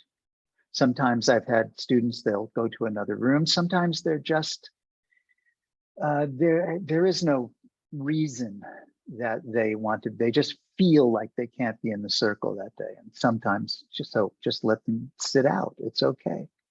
It's okay. But they don't ever have to speak, right? Eventually they will. Eventually they will. All right. I hope that helps. All right.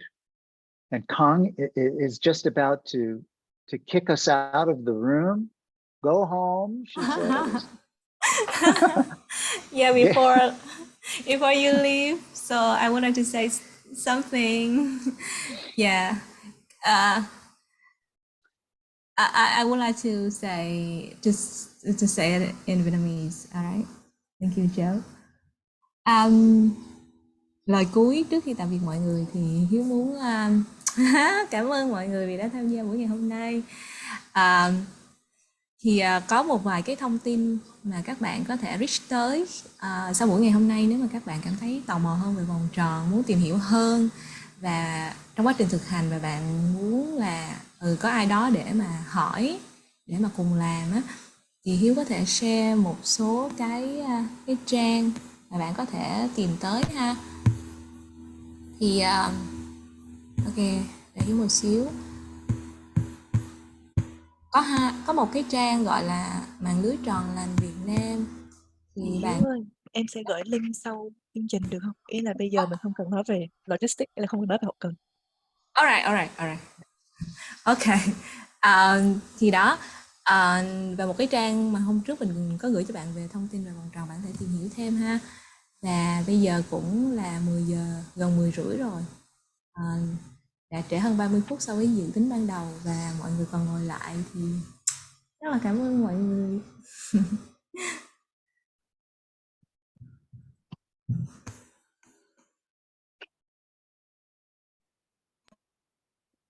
I just finished, Joe. Wonderful. Beautiful. Thank you. I hope we can do it again. Thank you. Have a lovely Sunday, everyone. Goodbye, Vietnam. Good night, Joe. Good night. Thank you. Thank you.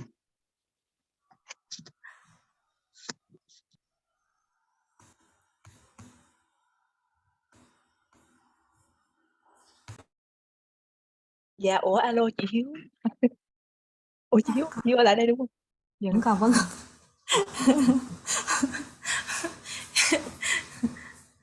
Dạ không, em check out em check out cho team mình thôi. Thế thì em stop recording lên con nhé. Hay là mọi người